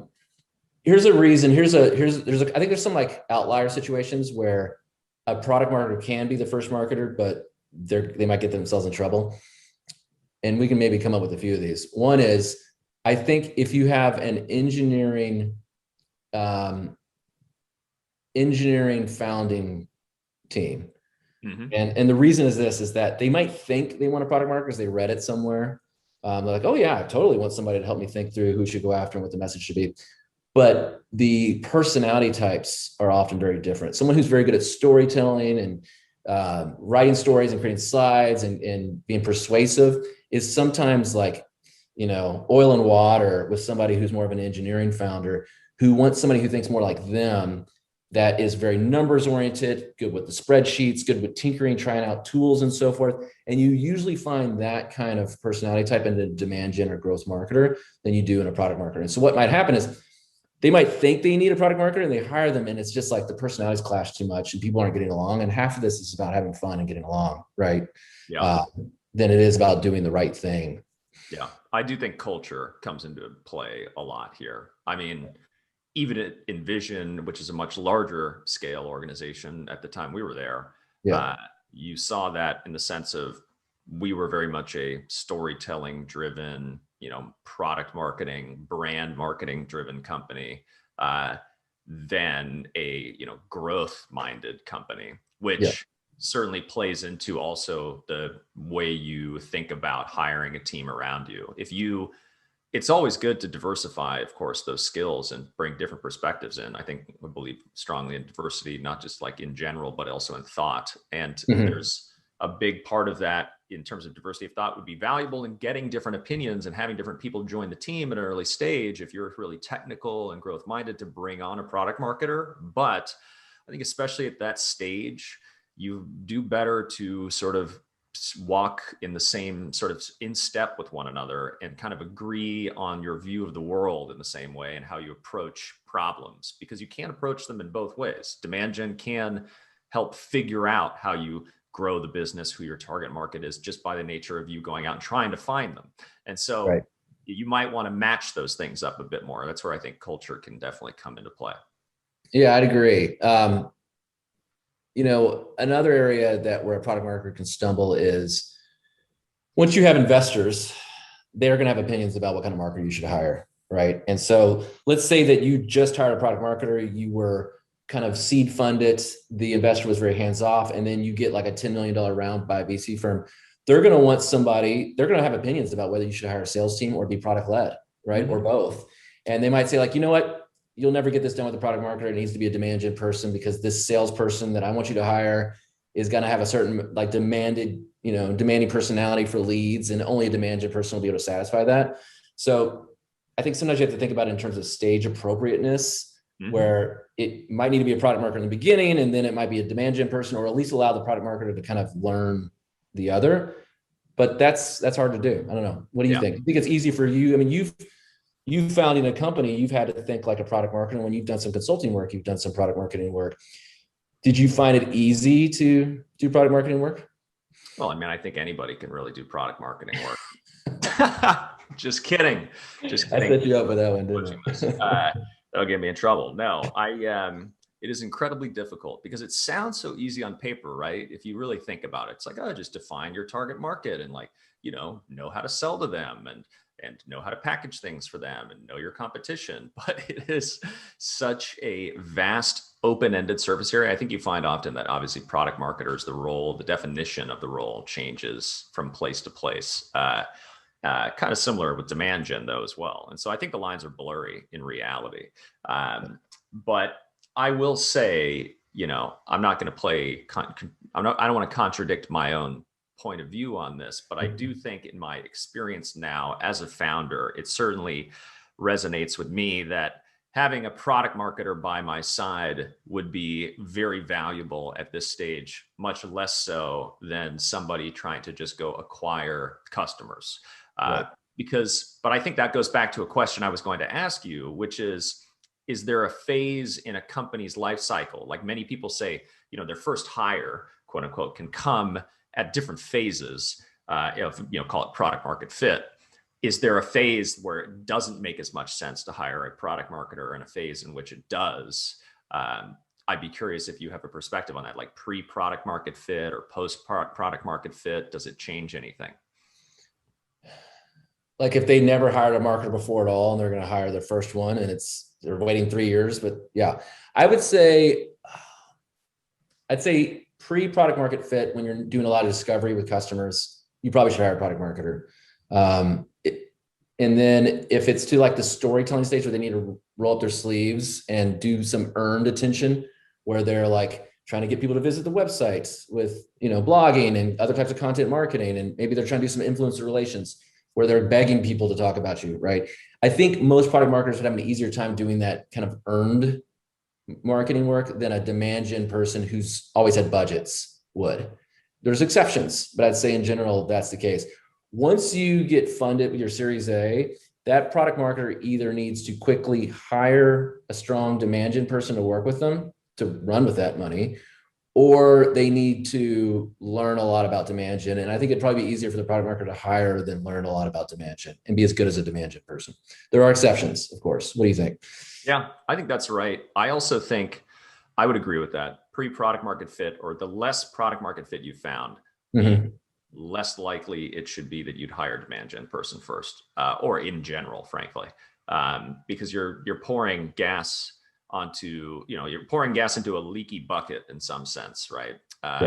And it just doesn't really make sense for you to sort of do that until you've started to figure that out. And I think another important factor that we haven't talked about that's important in determining product marketer versus demand gen hire is in sort of the category you're operating in as well, right? If you are especially defining a new category of sorts with your product, and that kind of goes back again to like, how might you describe Notion or Airtable or Envision or Figma to somebody? Like, I think that was a hard sell or something that was very tough to define. And who's better at that? I'd probably say product marketers, given just the nature of the work. And, demand gen person can help get that story out there. But in terms of like finding that story and kind of elbowing out the competition and making sure people get it and how to name things, describe things, like coming up with new words. I mean, that's your job. That's not mine. Right.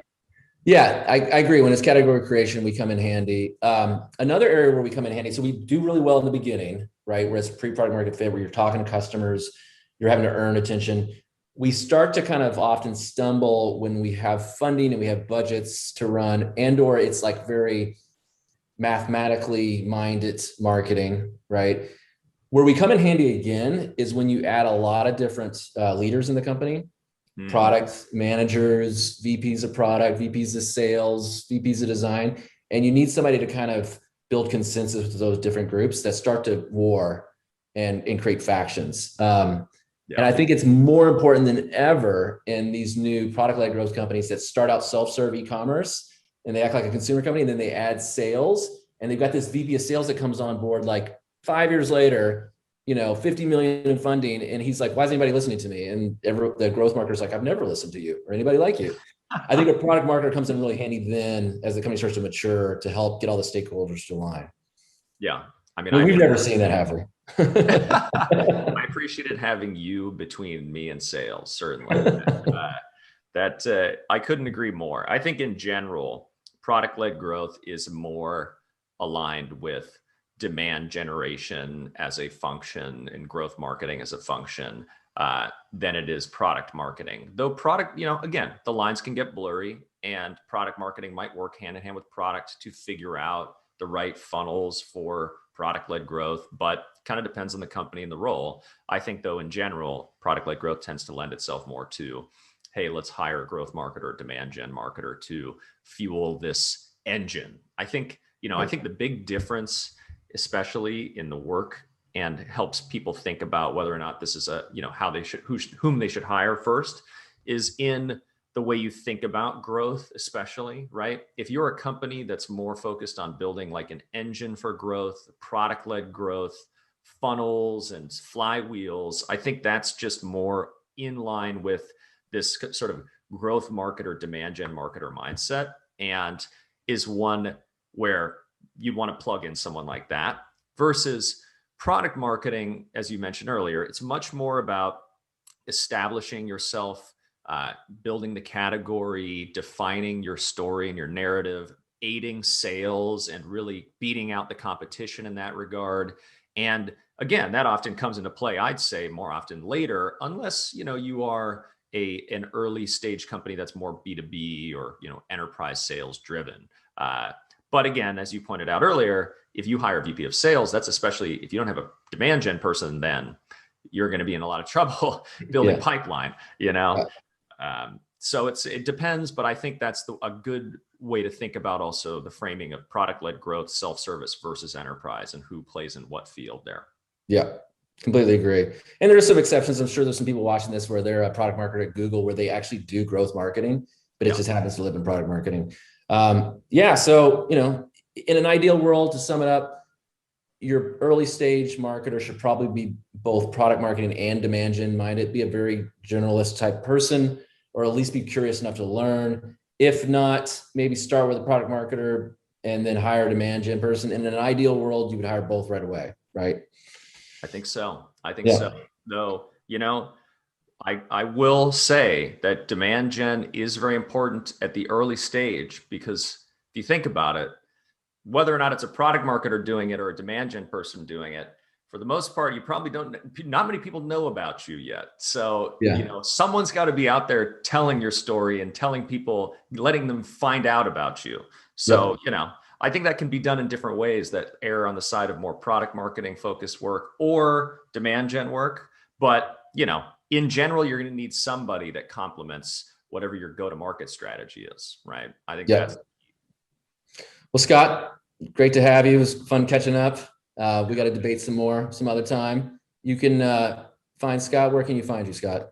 Yeah, I'm on Twitter, Hanford Scott. I also, like I mentioned earlier, we started a company recently called Muze. Check us out. It's HelloMuze with a Z.com. We're looking for early customers to pilot our product with in this sort of video, audio powered research space. So any product marketers that struggle to get rich feedback from their users and want to do video-based research, we'd love to chat. And Jeff Hardison with Calendly. I hope you know what Calendly is. If not, please schedule all your meetings using us. You can find me on Twitter at JS Hardison. I'd love for you to be my friend on LinkedIn as well. Thanks, everybody, and keep the debate going. Thank you.